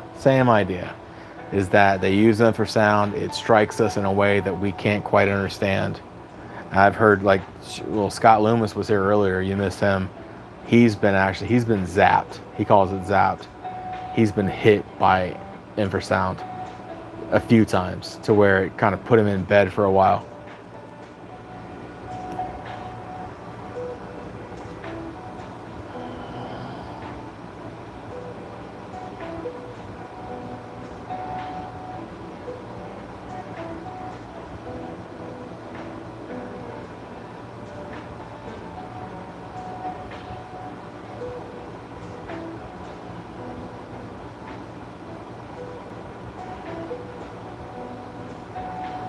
That's the thing, our brains can't process it, right?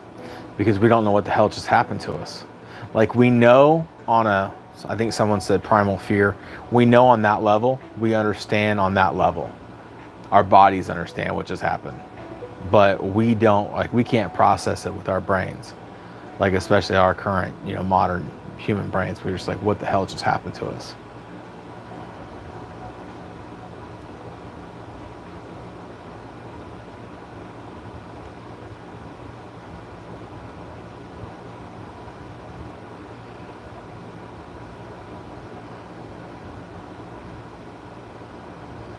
Yeah, I believe that, Tommy.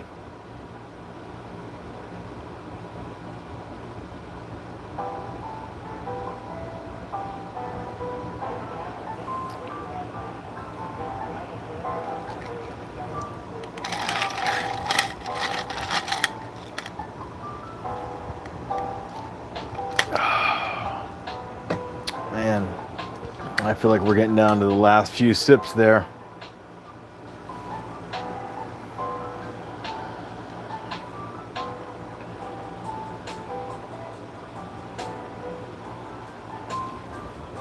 Let's see what else we got to look at here before we... Holy shit, you guys. Look, I don't want to go off on a rant here, okay? But if you have never... There's an audio book, and I mean, it's a real book, but I don't read books like that. There's an audio book called The Field. And it's all about putting quantum physics into layman's terms. And it's a fascinating, like, literally it's a life-changing mental switch. It's crazy. So I definitely believe in what's called, it's like the sequence theory. Basically you talk about things, you mentally accept things, and then things happen because it's all connected. Well, tonight we have talked about Colorado Bigfoot quite a bit. We talked about him earlier, then a picture came up and we talked about the picture, and then I said, well, there's another picture out there in the world that exists, but I have it, but I don't know where it is. Well, guess what? Here it is. This, if you'll believe it, is a Sasquatch, a white Sasquatch, and Colorado Bigfoot took this picture and claims it's real. And if you don't believe it's real, you're an idiot. It's your problem. It's whatever. This is the picture.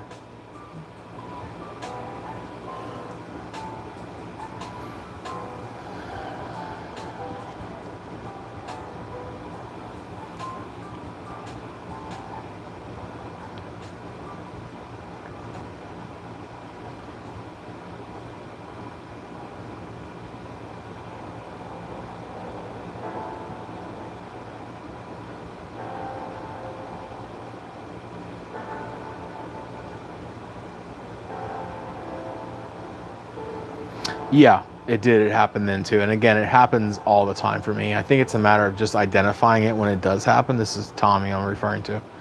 Identifying it when it does happen. It's all about the sequence theory. That we create the sequences that happen in our lives. There's no coincidence.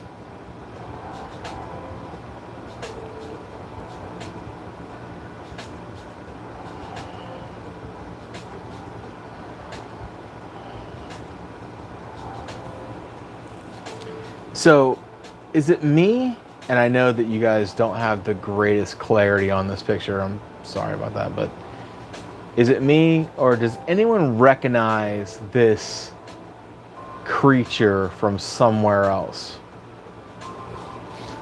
Like, it feels to me that I've seen this thing before somewhere.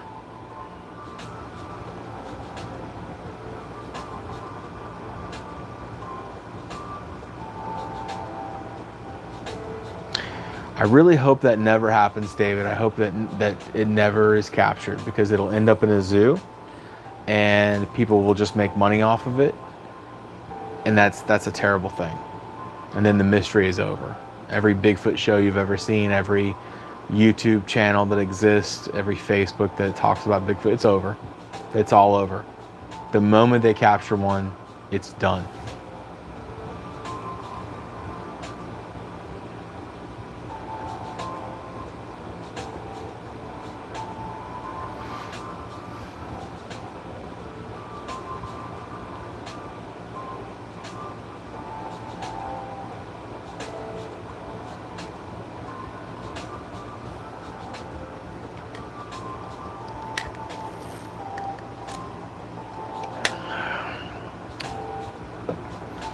You know, I've asked this question about myself numerous times. I'm like, because anyone that knows me understands that I am completely against zoos, against trophy hunting.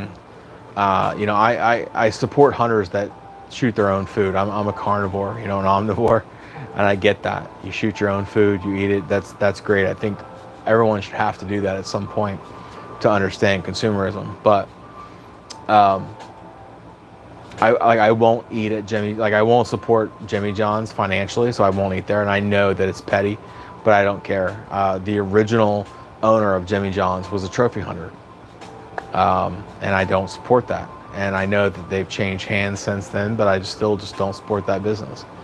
And I asked that about myself. I'm like, if tomorrow, if, you know, San Diego Zoo had a Sasquatch exhibit where they had a couple Sasquatches that they had captured, and they've somehow managed to keep them in an enclosure, would you plunk down your, you know, $100 or whatever to go see one live in person? And I would love to tell you no. Like, my morals refuse to let me do that. Like, I couldn't do it. I would love to tell you that, you know. And I do think that that's what I think about myself. But then again, I'm real enough to understand that, shit, this is a once in a lifetime opportunity.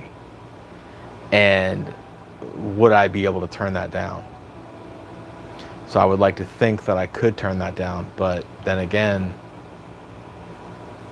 hey,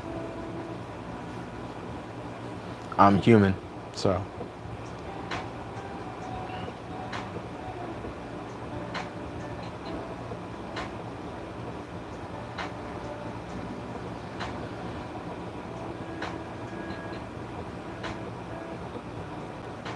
Yeah, that's true, Mr. Midwest. Like narwhals too, like great whites, narwhals. You can't keep them in captivity; they die.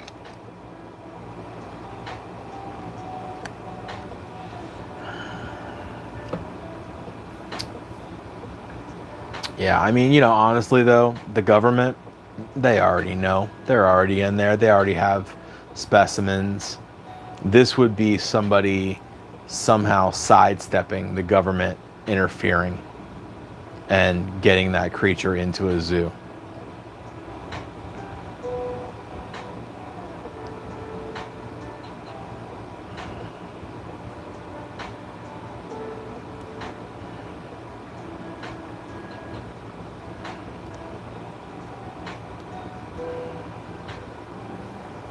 The only thing I can say about a reserve is that typically these are rescue animals, like animals that wouldn't survive in a typical situation. Like, you know, and I get it, circle of life.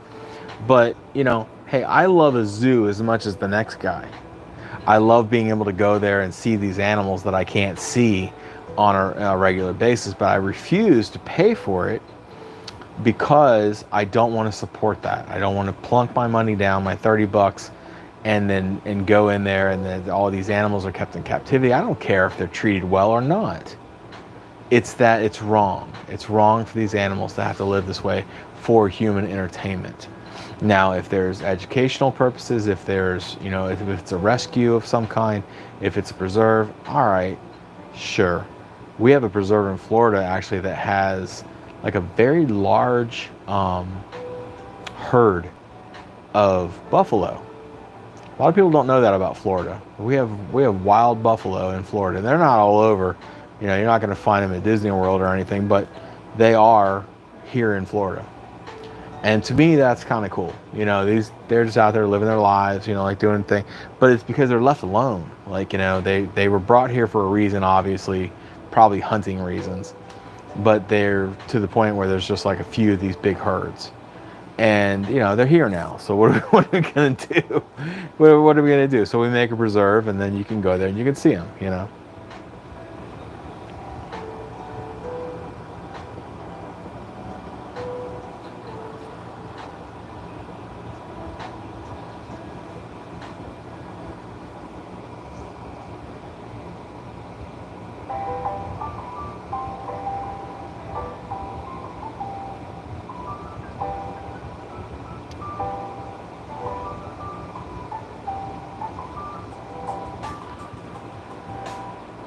Look at you, just eating vegetables, huh? Look, I don't judge anyone for their lifestyle. Hey, I like to drink and eat pizza rolls. That's not neither here nor there, but I just couldn't imagine, like, you go out, like tonight, like you're drinking 4 or 5 drinks, you go out and you get turnt, and then you come home and eat a fucking carrot, I can't imagine that.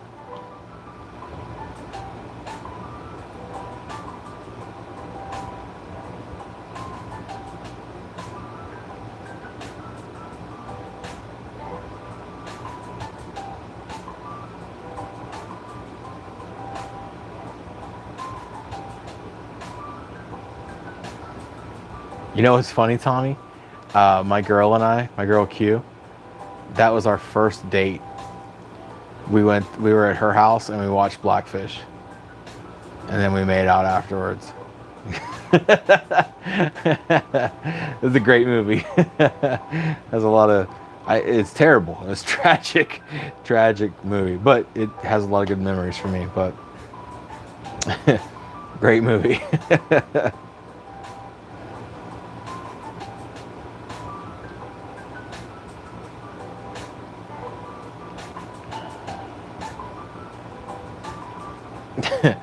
I'm not sure what got it going, but it got goed, so we're good.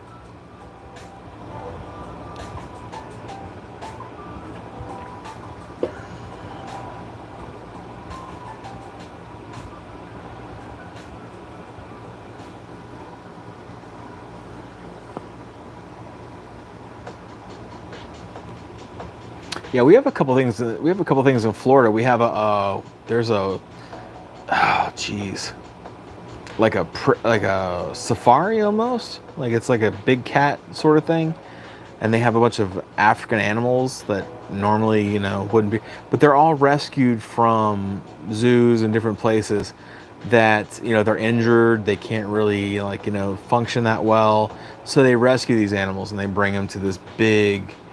It's basically just a big grassy area, but it's like a plains is what they call it.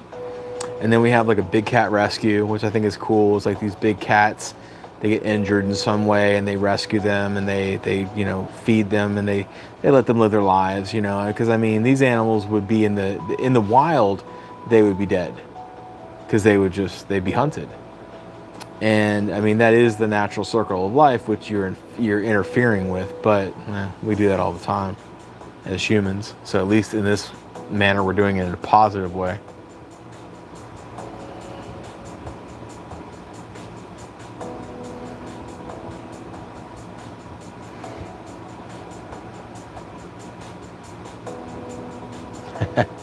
Oh, Tiger King, God, we got sucked into that if you want to call it a documentary, that debacle. We watched it all in like 2 days. It was just every episode was crazier than the beginning, the one previous. So it was. They said that there's more. What is that? There's more tigers in captivity in the United States than there is in the wild. That shit is bonkers.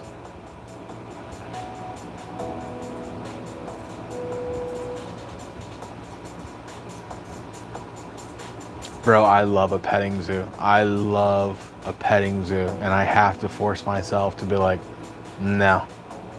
Keeping these like camels and llamas and goats here competing for a handful of snacks is not right. And I have to tell myself that because I do love a good petting zoo, man. You pet them on their head and give them a handful of food and they're starving. So they just like, they just comply. I can't do it,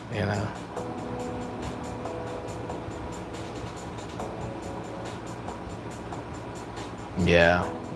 There was a one too. I don't know if you guys are familiar with down here in Florida in Miami. There was a like a water park, like that, like a Sea World, but it was a smaller, like Marine Land or some shit like that. And they closed down, and the guy went bankrupt. So there was 2 orcas left in a tank. And one of the orcas died after like so many, like they sat there for years. And the only thing was they kept like feeding them and like, I don't know, maintaining their water tank. But it was literally just a freaking little tank of water. So one of them died and they pulled his body out and like did something with it, disposed of it somehow. This orca, the female orca, lived in that tank for 20 years. 20 years because it costs so much money to transport an orca, to get an orca out of a tank into another tank to move it. It's millions of dollars. So they just let it sit there. And I mean, she got old. She lived in that tank for 20 years by herself with no mate, no human contact, nothing. And they finally got her out of there at some point some years ago, and I want to say that they released her into the ocean, which is crazy. This is an institutionalized fish. I mean, she's been in a tank for over 20 years. There's no freaking way she can survive in the ocean. But I think that's what I don't want to misspeak. I don't know if I mean, hopefully they have some sort of rescue thing that they did, but I think that they let her back out into the water, which to me is nuts.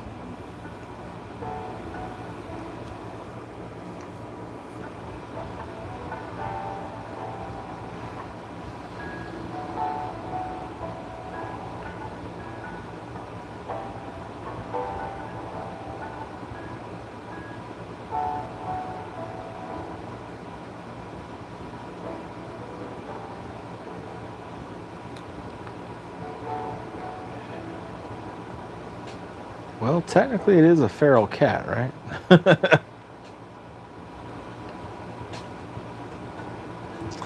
Oh, yeah, that's true. You got to dig going to a local farm or something and, petting them.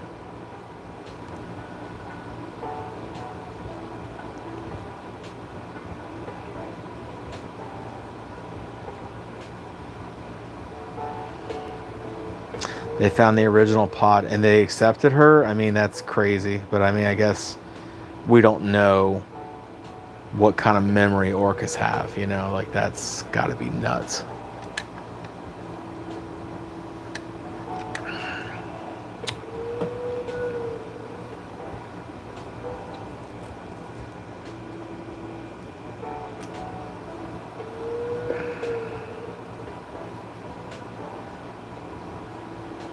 What was really interesting? I read the other day that if every American had 3 chickens, just 3, there would be no egg industry. You would never go to the grocery store and find eggs. Every egg plant, they'd all be shut down. Because every American would have 3 chickens and they would have more than enough eggs to sustain their lifestyle.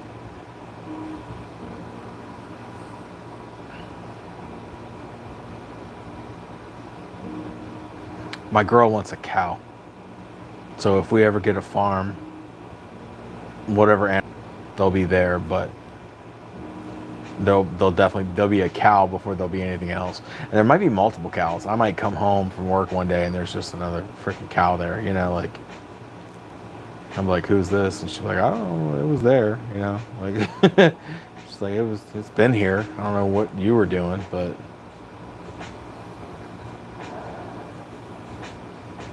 there's nothing better than like farm fresh eggs. Like, I don't care what anyone says, there's a huge difference. Adventure Monty! Did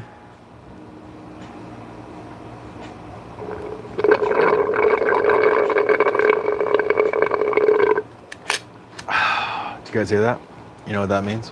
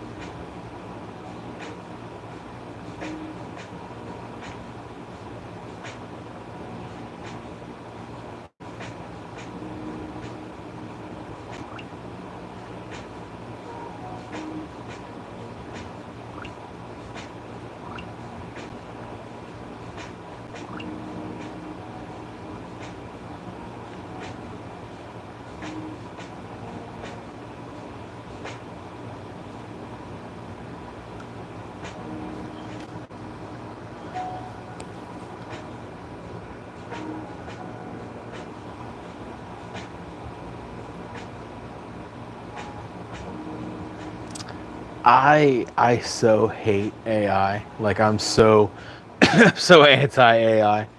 I just can't even stomach it. I can't even stomach the thought of it.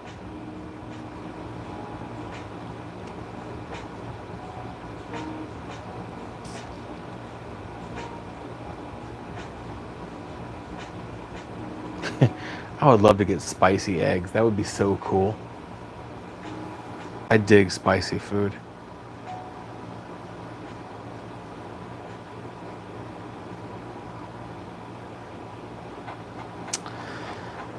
I thank you guys for joining me.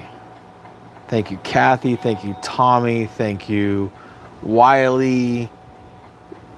And Monty showing up at the last minute. I'm sorry, my guy. We are shutting it down. Some of us have to work tomorrow, and I am far past my bedtime. But I appreciate all you guys. I appreciate all the donos, man. Like, all the donations. Like, that's super cool. I appreciate the support. We do have a new video. I made one, and I just have not edited it yet.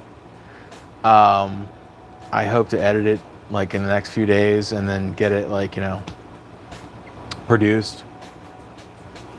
And my phone is telling me that you have 5% battery left, jackass. Yeah, and I'm gonna shut it down. Kelp chili crisp, really? I don't know if I believe you, Tommy, but I might check it out.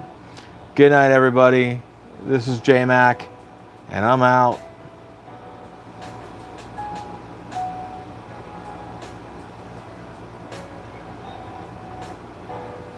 Mm.